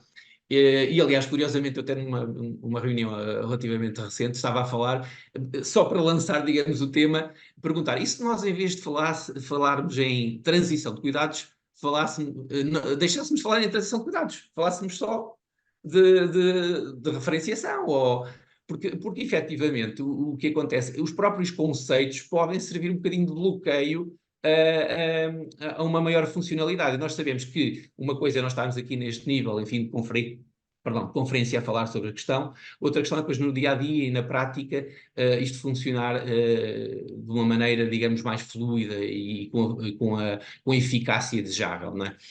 E efetivamente isso também é uma ambição muito importante dos cuidados paliativos. Em relação à outra questão que a doutora Inês Guerreiro falou, que eu acho muito importante aqui abordar, tem a ver, por um lado tem a ver com esta questão dos cuidados de longa duração, tem a ver com a própria evolução que se prevê, ou enfim, da rede de cuidados continuados, e acima de tudo daquilo que falou, de haver, já não sei o termo que utilizou, mas de facto há uma barreira muito difusa entre aquilo que são cuidados de saúde e cuidados, enfim, sociais, digamos assim. E nós nos cuidados paliativos sentimos isso pela natureza holística, digamos assim, que é um termo que eu não gosto muito, mas pronto, de facto, pela natureza integrativa dos cuidados paliativos, é uma situação que é muito importante e é um dos trabalhos fundamentais que é feito mesmo ao nível dos doentes quando estão em contexto hospitalar, por exemplo, né? E portanto isso é toda a importância fazer. Nós temos inclusivamente algumas iniciativas que tentamos, enfim, em que tentamos desbloquear algumas destas questões, mas efetivamente a natureza intersetorial mesmo a nível, estamos mesmo a falar a nível governamental, é sempre muito mais complicada de gerir e de fazer esta ponte. Mas é absolutamente necessária e por isso agradeço também essa referência da doutora Inês Guerreiro. Depois, portanto, só tentando resumir, aquilo que ficou definido em termos de Lei de Bases de Cuidados Paliativos, que era, no fundo, uma sistematização dos cuidados que já existiam. Os cuidados paliativos também não começaram na altura da definição da Lei de Bases de Cuidados Paliativos, mas, de facto, foi ali um momento-chave para sistematizar enfim, e organizar, que também é muito importante, como dizia há pouco, organizar toda esta prestação.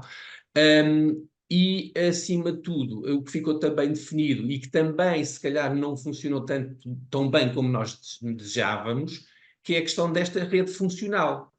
Há sempre alguma diferença entre quando falamos de uma rede de cuidados continuados e a rede de cuidados paliativos, pela natureza funcional portanto, como eu dizia há pouco, a rede de cuidados paliativos, ou os cuidados paliativos, não são um nível de cuidados.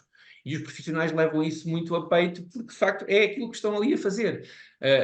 E portanto é importante, até se calhar até em termos legislativos, deslindar um bocadinho esta questão, para efetivamente chegarmos àquele desígnio que dizia o Dr. Manuel Oliveira, que é de facto haver esta ponte muito facilitada dos cuidados paliativos com a rede de cuidados continuados, e, enfim, e com o resto, mas agora chamando a atenção para uma coisa que não tem funcionado particularmente tão bem, enfim, nos últimos tempos, e eu assumo alguma responsabilidade por isso, mas de facto é, acima de tudo, porque implica alterações de fundo, até legislativas, e que não têm facilitado a situação.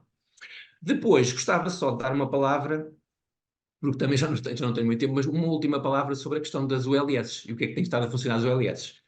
Concordando ou não com o modelo do ULS, que penso que não será aqui também a tónica da questão, embora seja um tema importante e penso que até vai ser falado nesta conferência, em determinada altura houve aqui uma expectativa até da própria Comissão Nacional de Cuidados Paliativos de aproveitar o movimento das ULS e daquilo que tem em termos de integrativo para podermos mais uma vez, incrementar aquilo que é o nível de funcionalidade da rede de cuidados paliativos, com criação de serviços integrados. A designação até tenta ir nesse sentido, portanto, serviços integrados de cuidados paliativos, que, no fundo, a filosofia é muito simples e depois, na prática, não seja assim tão fácil de implementar como é lógico, mas a filosofia é muito simples. A filosofia é dizer todos os recursos de cuidados paliativos especializados desta OLS têm que estar integrados e a funcionar em conjunto.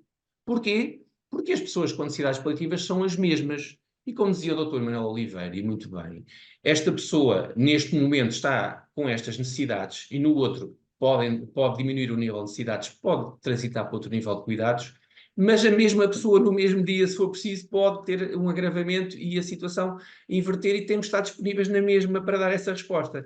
É claro que é como eu digo, isto é uma filosofia muito fácil de defender em termos teóricos, mas na prática depois é muito difícil enfim, de concretizar, mas estamos empenhados em que isso funcione dessa maneira, portanto, esse compromisso temos-lo assumido.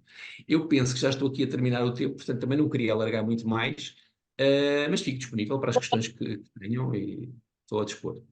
Doutor Muito Rui, ainda obrigado. tens a dizer mais alguma coisa? Não, mas não, está tudo bem, obrigado. Sim, então, muito obrigada, Dr. Rui, pela sua excelente apresentação, pela partilha da sua tão sábia experiência e do trabalho que tem vindo até a fazer para desenvolver a rede dos cuidados paliativos a nível do nosso país, no contexto português, de nos elucidar em termos de são os caminhos que podemos percorrer em termos de integração de cuidados, tirar partido da natureza dos cuidados paliativos, ou seja, da sua natureza que já lhe está subjacente de integração, de cuidados integrativos, de toda a importância que isto tem para o sistema de saúde português.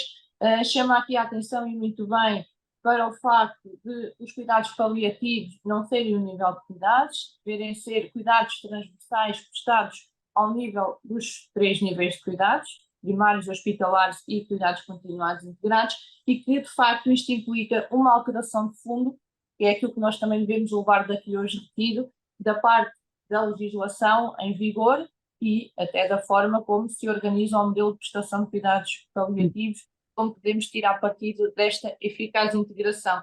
Destacar aqui, e muito bem, aquilo que nos indicou, podíamos tirar aqui proveito dos modelos das ULS e conseguir implementar aqui um modelo integrativo de cuidados paliativos que nas várias fases de necessidades paliativas dos doentes, porque aquilo que eu percebi nem sempre vão sendo as mesmas, elas vão oscilando por fases mais agudas e menos agudas, conseguir aqui, ao nível destes 3 níveis de cuidados, dar resposta a qualidades mais complexas e a necessidades menos complexas em função do percurso aqui das necessidades clínicas do doente.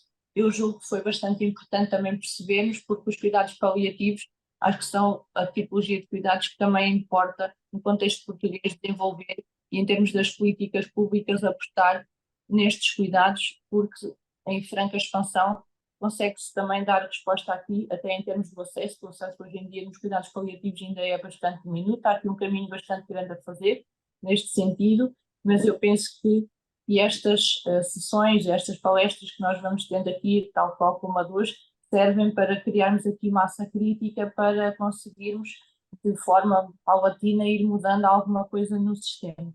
Não me alongando também mais, vou passar para a nossa última apresentação. Vamos ouvir então, por fim, a enfermeira Catarina Pazes. Por favor, enfermeira Catarina, o palco virtual é seu. Muito obrigada. Bom dia a todos. Tem sido muito bom estar aqui convosco. Quero agradecer à APA pelo convite, pela lembrança e quero saudar também por esta iniciativa. A doutora Joana, obrigada pela moderação, pela apresentação e por estar a guiar-nos tão bem nesta conversa. Aos convidados, aos meus colegas de painel, um agradecimento também, porque tenho estado a ouvir-vos com todo o interesse. De facto, é um tema que nos é muito caro a todos. E permitam-me que faça um cumprimento especial à doutora Inês Guerreiro, que não se lembrando de mim, apesar disso, eu quero lhe dizer que estivemos juntas algumas vezes. Trabalho na equipa comunitária de suporte em cuidados paliativos de Beja há 15 anos e fomos e apresentámos em conjunto até como exemplo daquilo que se pode fazer de boa prática, de integração, de trabalho conjunto entre os cuidados paliativos e os cuidados continuados.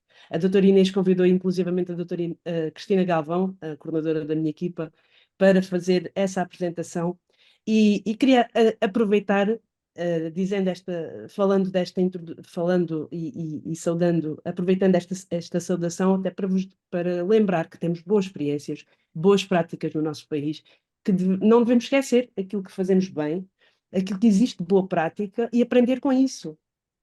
Não estamos sempre a inventar coisas novas. Tudo aquilo que temos estado a falar em termos com conceitos e atuação de conceitos e a lembrança e a utilização dos conceitos para a reflexão, não são de facto aspectos novos, são trazer ao de cima aquilo que importa neste momento para uma organização dos cuidados que permita haver futuro. Porque se não adequarmos os cuidados às necessidades das pessoas, não vamos ter futuro para o Serviço Nacional de Saúde, nem para o Sistema Nacional de Saúde, porque pura e simplesmente vamos estar a gastar imenso a tratar mal as pessoas e acho que já ao longo destas 3 apresentações já vimos isso e eu, de facto, provavelmente não vou trazer coisas novas, vou complementar e tentar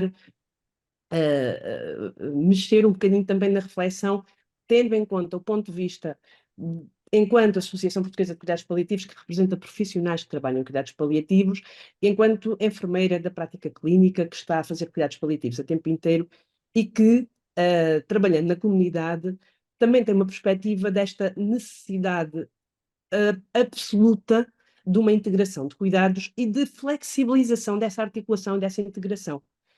Não estamos a pedir que nos burocratizem mais a articulação, estamos a pedir que seja mais fácil, mais flexível, muito mais centrado na pessoa e muito menos centrado nas instituições. As respostas especializadas precisam de se deslocar onde as pessoas estão e precisam de ajudar os prestadores diretos de cuidados a melhorar a sua prática ou a adequá-la àquilo que são, de facto, as necessidades das pessoas que estão nos contextos. É preciso refletirmos do que é que estamos a falar, não é? O que é que são necessidades paliativas? As necessidades paliativas são necessidades que decorrem da existência de doença crónica, da doença, a existência de uma idade mais avançada, enfim, de um conjunto de condições que todos nós vamos atravessando ao longo da vida e que nos trazem a necessidade de alívio do sofrimento. E essas necessidades, ao longo da vida, e que não acontecem apenas no final da vida, acontecem ao longo de todo um percurso de saúde-doença, vão, de vez em quando, precisam de uma abordagem mais especializada e noutras vezes não precisam dessa abordagem especializada, mas precisam sempre de ser atendidas. E para que, de facto, elas sejam verdadeiramente atendidas quando surgem, precisamos que os profissionais que estão naquele momento com o doente e com a família tenham competências mais ou menos diferenciadas, mas as competências necessárias para satisfazer essas necessidades. É disso que falamos e, portanto, há um conjunto de recomendações que já são conhecidas, que todos vós já falaram, e, portanto, precisamos é de avançar para não nos atrasarmos mais nesta adequação de respostas. O doente em situação paliativa, ou melhor, o doente que está numa situação que carece de uma resposta de cuidados paliativos exclusivos, é um doente que está numa situação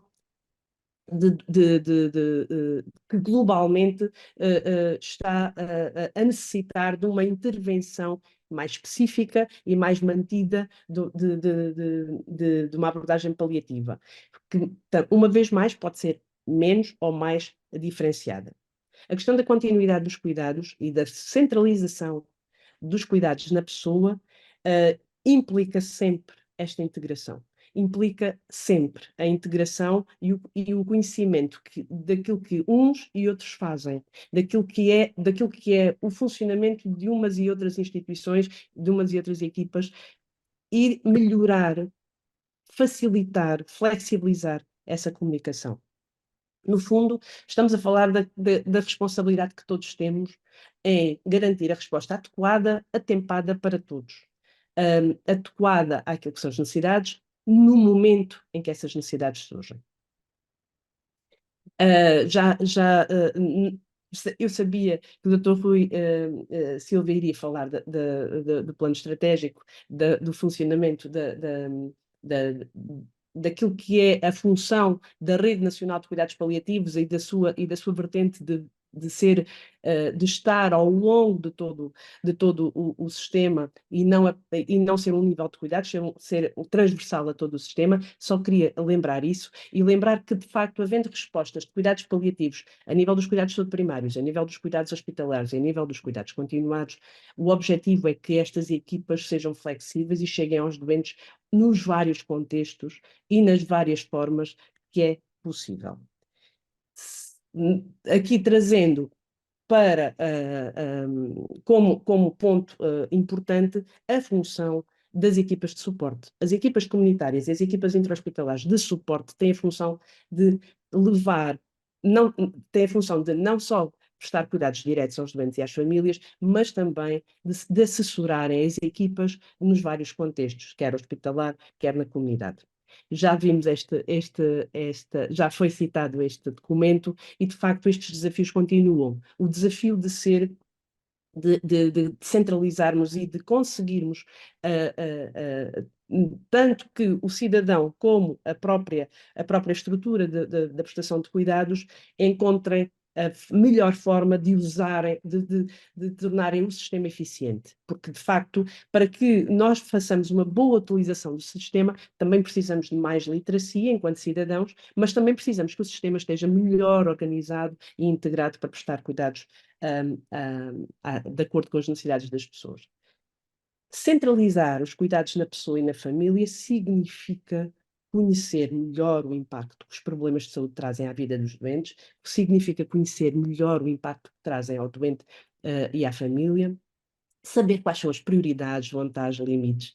No fundo, implica conhecer, registar e tornar visível tudo isto no tal plano integrado de cuidados, que é algo que nós precisamos de usar e usamos enquanto equipas. O problema é onde é que isto fica registado de forma a ser conhecido por todos.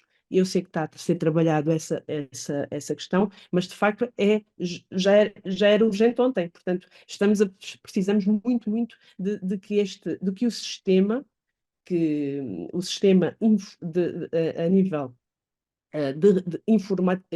informático e de registro sirva também tanto as pessoas que usam os serviços, como também os seus profissionais. O papel fundamental do planeamento antecipado de cuidados, que significa que a cada momento vão sendo tomadas as decisões para que o doente seja submetido às intervenções que precisa e não seja submetido àquelas que não precisa ou que recusa, e para isso é preciso, ao longo de todo o percurso, haver momentos que são momentos centrais, momentos muito específicos, para discutir aquilo que está a acontecer e tomar as decisões necessárias em cada um desses momentos, e garantir que isso pode acontecer de uma forma adequada, com uma comunicação adequada e ajustada àquilo que a pessoa precisa em cada um desses momentos. E as equipas de cuidados paliativos têm um papel muito importante nisso. E o compromisso não abandono. O compromisso não abandono, independentemente da evolução da situação, independentemente das decisões e das escolhas dos doentes.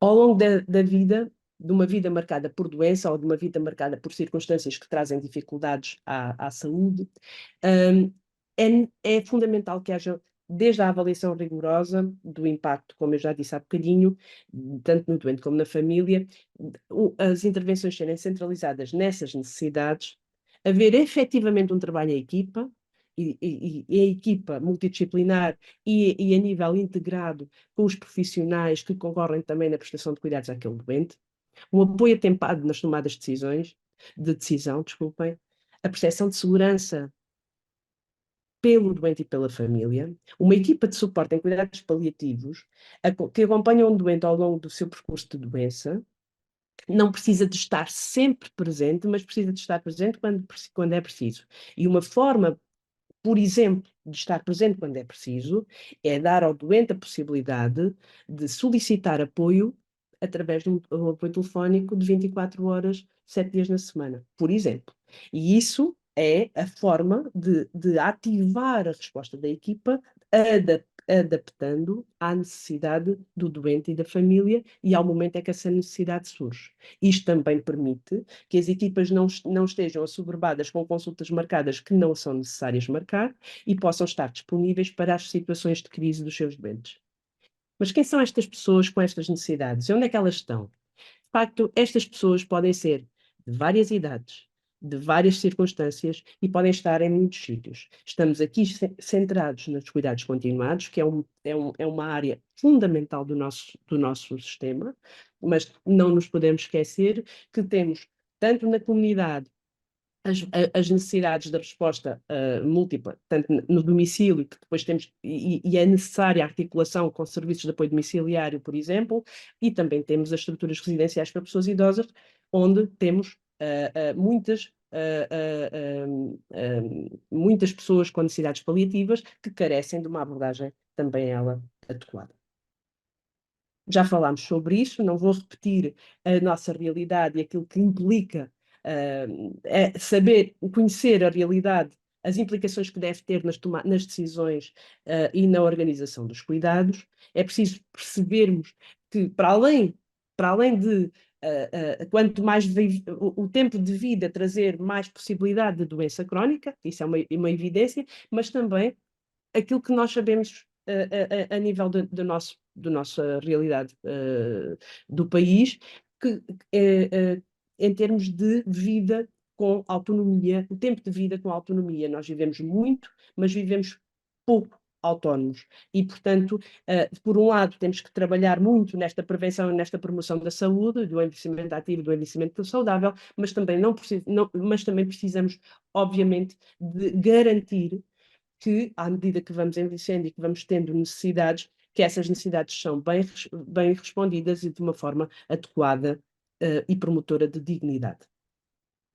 Portanto, estamos a falar de um compromisso ético, estamos a falar de eficiência, de conhecimento e de competência, da necessidade de maior ou menor especialização, competência emocional para lidar com todas estas situações, da compaixão, da relação de ajuda. Estamos a falar de evidência científica e do humanismo. As duas coisas que têm que estar em conjunto. O que é que os cuidados paliativos trazem de útil para esta dinâmica e para esta abordagem? Trazem quatro pilares fundamentais, 4 bases, que não são específicas e exclusivas de quem trabalha em cuidados paliativos, mas devem estar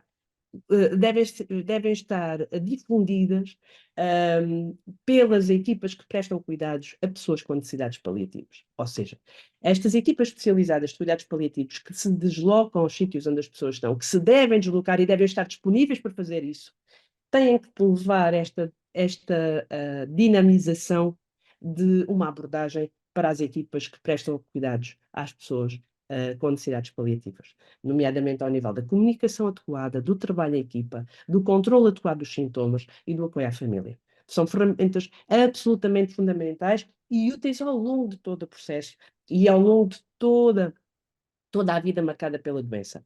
Portanto, esta uma abordagem que deve estar garantida e acessível de uma forma atempada quando é preciso.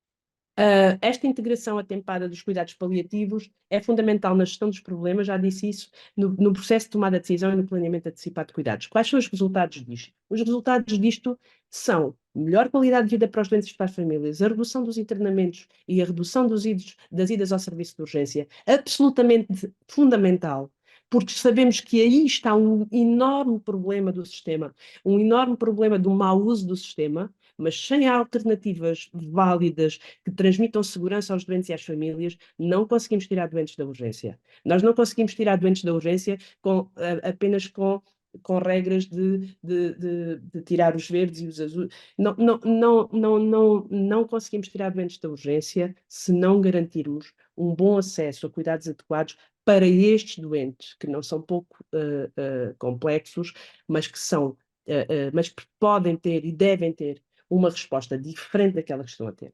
Uma redução também da necessidade de encaminhamento para uma resposta específica de cuidados paliativos, nomeadamente ao nível do internamento em cuidados paliativos, porque se estas pessoas tiverem um plano e uma integração adequada de cuidados no local onde vivem, e pode ser ou no local onde estão, que podem ser as unidades de cuidados continuados, pode ser em casa, com o apoio das equipas de cuidados continuados integrados, que são equipas absolutamente fundamentais, das quais nos esquecemos muitas vezes, como estruturantes da Rede Nacional de Cuidados Continuados, e que precisam de ser reforçadas, melhoradas e apoiadas para que, de facto, as pessoas possam permanecer onde desejam permanecer com os cuidados que precisam. Que estratégias é que precisamos para que isto aconteça? Já muitas foram apontadas, estão várias apontadas também até no plano estratégico apresentado pela Comissão Nacional, mas no fundo são a educação e a formação e o treino dos profissionais, a educação e a formação dos profissionais das instituições e das unidades e das equipas de cuidados continuados não se faz apenas com cursos, faz também no dia a dia, num trabalho ombro a ombro, na prestação e no planeamento dos cuidados, fazendo e sustentando estas intervenções ao longo do tempo, estando presentes, estando disponíveis para estes colegas poderem ligar quando precisam para uma adequação de cuidados no momento em que precisam. Ou seja, criando esta cultura paliativa nas instituições de cuidados continuados, dando ênfase aos cuidados, à comunidade e à compaixão. E a troca de conhecimentos entre os profissionais das equipas especializadas de cuidados paliativos e as equipas dos contextos de cuidados continuados. Esta troca de experiências que tem que acontecer naturalmente no dia a dia e durante a prestação de cuidados nos contextos. É assim que é estando disponível e sendo flexível também na forma de organização dos cuidados. Esta abordagem centrada no conforto, bem-estar e qualidade de vida implica a integração das práticas e implica conhecimentos e competências na área dos cuidados paliativos. São absolutamente essenciais para as pessoas mais velhas, para as pessoas frágeis, para as pessoas mais vulneráveis, para as pessoas que atravessam um momento difícil marcado pela doença. Portanto, estes são os desafios, porque a atuação e naturalmente olhando para esta questão como central para termos futuro, de facto, para o nosso Serviço Nacional de Saúde, É óbvio que olhamos para os desafios associados à prestação de cuidados à pessoa em situação de fim de vida também como um problema de saúde pública, porque os maus cuidados são caros. Prestar maus cuidados, nós a prestar maus cuidados estamos a fazer um mau uso e a ser muito ineficientes. Não estamos a ser eficientes, desculpem. As organizações centradas num planeamento de cuidados a este nível e o acesso a recursos especializados, cuidados paliativos, quando necessário, nos momentos de crise, e não estarmos a espartilhar doentes entre os complexos, os não. Um doente que não tem necessidades complexas hoje, amanhã pode ter. Um doente que hoje está do ponto de vista sintomático controlado, mas que houve um agravamento, tem um agravamento clínico global expectável, que recebe a visita de um filho que não estava à espera deste agravamento e que não tem, este filho, o acesso à informação que precisa para compreender tudo o que está a acontecer, é uma intervenção que pode ser complexa se não tiver naquele local um profissional que consiga transmitir a informação necessária.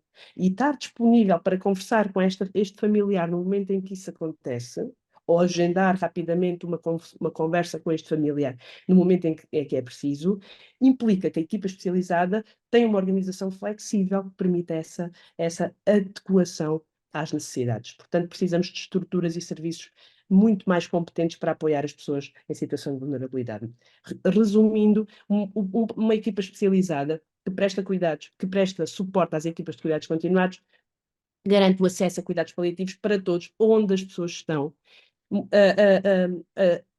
sendo que os doentes podem ser menos complexos, mas precisarem de terem necessidade de intervenções complexas ao nível do seu processo, e era isso que eu estava a dizer há bocadinho, ter acesso a um processo de tomada de decisão atempado, antecipado, para que as decisões não sejam tomadas nos momentos de crise, e isso sim evita intervenções e evita sofrimento associada a intervenções desadequadas, como idas ao serviço de urgência, colocação de dispositivos que a pessoa não precisa, a realização de exames complementares de diagnóstico que a pessoa não precisa, mas se não forem conversados, se não for discutido, se não for atempadamente decidido, este doente e esta família vão estar a usar de uma forma muito menos eficiente todo o sistema.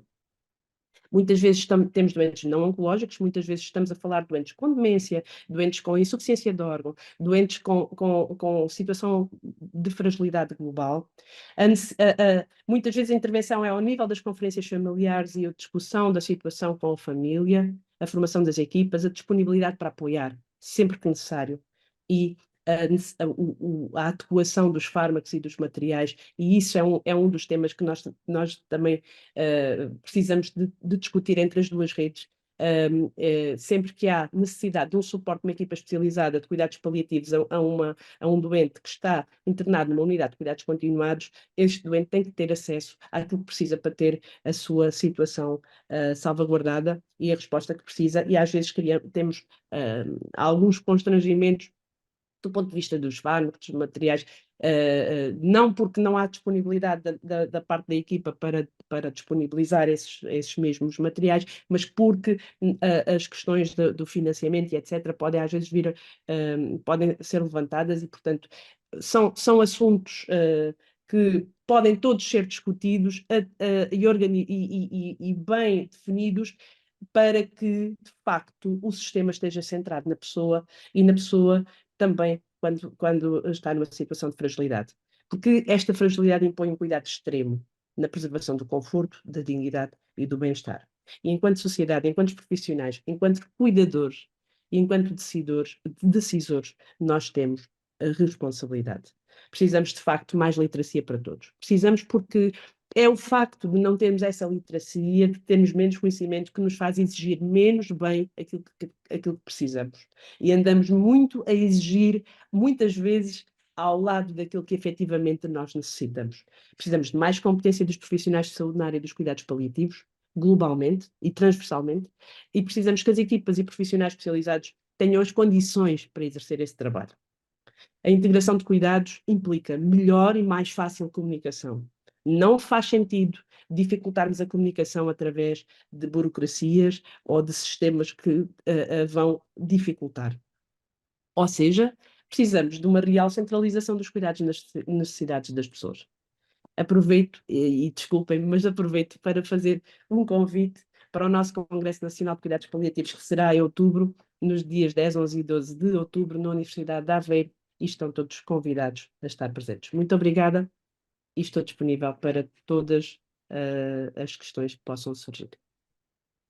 Muito obrigada, enfermeira Catarina, pela sua brilhante apresentação e tão esclarecedora, para nos indicar aqui que o grande desafio dos cuidados paliativos em termos de integração é a adequação, é a necessidade de haver mais estruturas e mais serviços para conseguirmos melhorar o acesso da população aos cuidados paliativos, darmos aqui tomada a atenção que se não adequarmos os cuidados, vamos estar a gerar aqui desperdício para o Serviço Nacional de Saúde e que devemos ter aqui a nível das equipas e as estruturas muito mais centradas, devem estar menos centradas efetivamente nas organizações. Há aqui necessidade de alívio do sofrimento das pessoas e não só das pessoas, mas quando falamos em cuidados paliativos sabemos que o familiar é a extensão do doente e aqui o familiar também é receptor de cuidados não só de saúde, mas também sociais, e a integração deve abarcar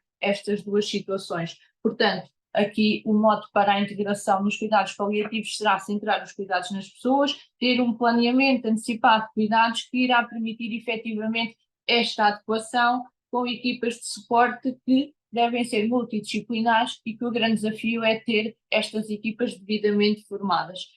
Chamar aqui a atenção e deixa-nos aqui a indicação que deve ser colocada na promoção da saúde dos doentes, na sua maior ganhos não só em saúde, mas também em qualidade de vida. Agradeço imenso a sua exposição, veio dar aquilo que foi dito aqui ao longo da e dizer agora que vou ver se há questões dos nossos assistentes, das pessoas que estão a assistir, para colocar a cada um de vós uma questão.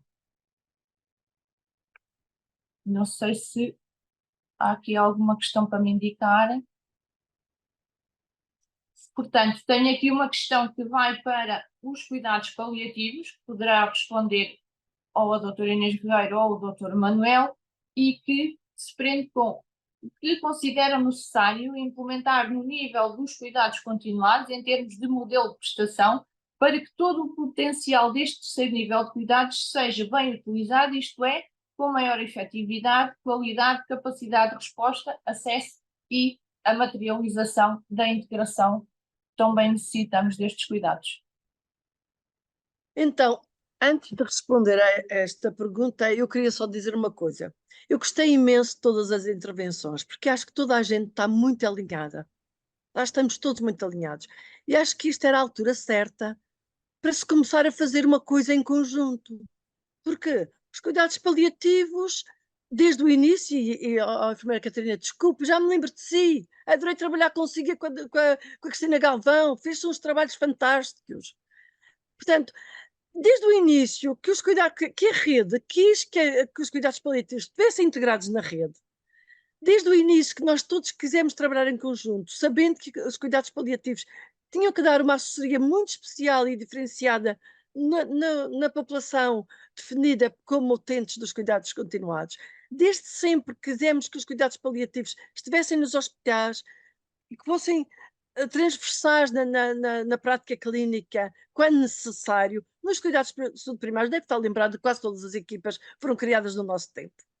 E depois, ouça, isto burocratizou-se de tal maneira, enfim, acho que se perdeu o pé e agora acho que estava na altura de chamar outra vez as pessoas à colação, sentarmos à mesa e voltarmos a fazer, digamos, upgrades àquilo que está feito. A rede de cuidados continuados precisa de mudanças, precisa de ser novamente valorizada, precisa de facto de uma intervenção não só financeira, mas também de formação de pessoal, de uma nova de agilização na sua forma de articulação com os hospitais, com os centros de saúde, com os lares, com as várias equipas e com as próprias instituições, próprias unidades de cuidados continuados.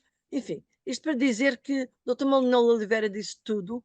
aquilo que era preciso dizer do ponto de vista de enquadramento legal e da prática dos cuidados continuados, mas eu acho que se a gente conseguisse passar da palavra, do discurso, que nós estamos alinhados e sabemos, de facto, estamos a dizer coisas todas corretas, para, de facto, um task force de mudança. Esse task force obriga a meter a mão na massa, a olhar para as coisas que estão a acontecer no terreno. E o que é que não está a ser feito de tudo isto que falamos? Portanto, estes cuidados transversais, o doente, o sistema centrado no utente, a integração dos cuidados de saúde e sociais, a escolha, a capacidade de escolha adequada, as políticas relacionadas com a força de trabalho nos cuidados de longa duração, ou seja, nos cuidados continuados, que tem vindo a diminuir imenso, digamos, a valorização que se dá aos profissionais dos cuidados continuados. Não sei se essa é a vossa impressão, mas a minha impressão é que está a vir a diminuir imenso. E até a diminuir o rácio de pessoal necessário para uma melhor prestação de cuidados. Até porque cada vez mais a rede lida com doentes complexos, doentes de várias áreas, não há respostas para a saúde mental. Aliás, como já disse, não há no mundo inteiro, mas pronto. Demências e Alzheimer é completamente desconhecido. E os cuidados paliativos, sim, têm que estar integrados, tem que haver uma articulação no momento, tem que haver uma transversalidade de cuidados, tem de haver, de facto, uma aprendizagem mútua e isso tem que ser revisto, tudo isto que foi. A lei de base dos cuidados paliativos, não se esqueçam, foi feito pela Missão dos Cuidados Continuados em 2012. Portanto, está na altura de se juntar outra vez as cabeças. Eu já não, porque já estou reformada, mas quem está no terreno, quem sabe disto, e propor um upgrade. E por que não começar a tentar criar um programa de cuidados de longa duração que integra tudo isso? Bom, mas agora, voltando para a pergunta que me foi feita, diga. Temos 1 minuto para fechar a sessão, porque estão-me aqui a indicar que estamos muito atrasados e temos Ai, mesmo... meu Deus, está bem. Ok. Eu acho que, em primeiro lugar, nós devíamos pensar no alargamento da rede de cuidados continuados, porque não vamos a lado nenhum com tão poucas respostas de todos os lados. Tão poucas respostas, porque por mais que queiramos trabalhar em conjunto, o que é certo é que a afluência cada vez mais, e a literacia e saúde aí é fundamental, a afluência cada vez mais às urgências, como local resolutivo para todos os problemas, alegadamente de saúde, mas grandes deles escondem problemas sociais tremendos. Portanto, é de facto, isto passa-se porque também não há respostas. Não há respostas de base a montante, não há respostas durante e não há respostas a jusante. Portanto, além do mais, o trabalho que toda a gente é convocada como plano individual de cuidados, que é fundamental a todos os níveis, convoca a existência de profissionais suficientes para poder ter uma intervenção adequada e convoca a existência de profissionais existentes e vários níveis de cuidados, porque, agora desculpem só para acabar, eu em 81 visitei todos os serviços de geriatria do sul de Inglaterra e do norte de Inglaterra e de Cambridge também, porque nos hospitais há a especialização de cuidados especialização em geriatria, é uma especialização. Neste momento em Portugal há uma competência que não sei se está regulamentada, se não está, é uma pena, devia ser regulamentada. Aquilo que preconizam da obrigatoriedade de formação em cuidados paliativos, eu também preconizo de obrigação de uma formação em geriatria. Quem trabalha em cuidados continuados, quem trabalha nos serviços de medicina, quem trabalha nos cuidados primários, enfim, em geral. Espero não me estar a esticar na minha, mas sabe que os sociólogos são umas pessoas que ninguém liga e podem dizer o que querem, portanto, pronto. Isto porque de facto não é possível continuar a trabalhar e a querer coisas concretas e resultados que nem são medidos. A rede de cuidados continuados introduziu normas de qualidade com indicadores concretos, ajusantes, durante e na alta dos cuidados continuados e que não sei sequer se estão aplicados. Quem já fez um estudo sobre os impactos da rede de cuidados continuados do SNS e na qualidade de vida das pessoas e nos resultados de ganhos em saúde? Fez-se até 2010. Tudo isto precisávamos de pegar para podermos, de facto, falar em coisas reais, em evidências, ter evidências que não sei se serão científicas, mas são evidências digamos, da prática, porque não vamos lá só com conversas. Os profissionais têm que ter evidências. Eu lembro-me quando comecei a preleção sobre a rede de cuidados continuados, fiz um levantamento em Portugal sobre todos os recursos que haviam, nos hospitais, nos cuidados primários, nos lares, nas equipas domiciliárias, nas respostas, inclusivamente, de chamadas de cuidados continuados, e esse foi a grande realidade que se pôs, que levou a que os profissionais aceitassem, de facto, esta grande discussão e mudança de cultura na abordagem a cuidados adequados. Acabei. Doutora Joana, se me permitisse, só 3 notas muito objetivas. Relativamente à resposta, desculpe.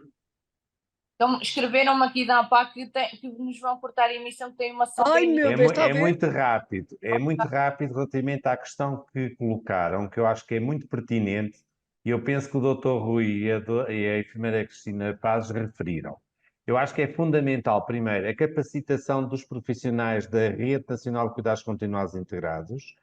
Aquilo que a enfermeira a Catarina Paz referiu, a questão da capacitação em proximidade e apoio a estas unidades, é fundamental, e às nossas equipas domiciliárias, e para isso eu diria que a prioridade número 1 na área dos paliativos seria darmos uma cobertura e um acesso às equipas comunitárias de suporte em cuidados paliativos efetiva. Equipas devidamente dotadas, próximas, e isto é um déficit que temos. Um exemplo concreto: nós na rede, o prontuário terapêutico não é revisto desde 2012. É urgente revê-lo. Nós não temos acesso a opioides, por exemplo, no âmbito do controle da dor. São estas medidas práticas, concretas, que nós precisamos de implementar para garantir. A doutora Inês Guerreiro referiu uma questão que é muito importante. Nós, na Rede Nacional de Cuidados Continuados Integrados, temos um problema que é o grande turnover dos profissionais. E quando nós falamos de capacitação, nós estamos a falar de profissionais que, passados 6 meses, estão lá outros profissionais.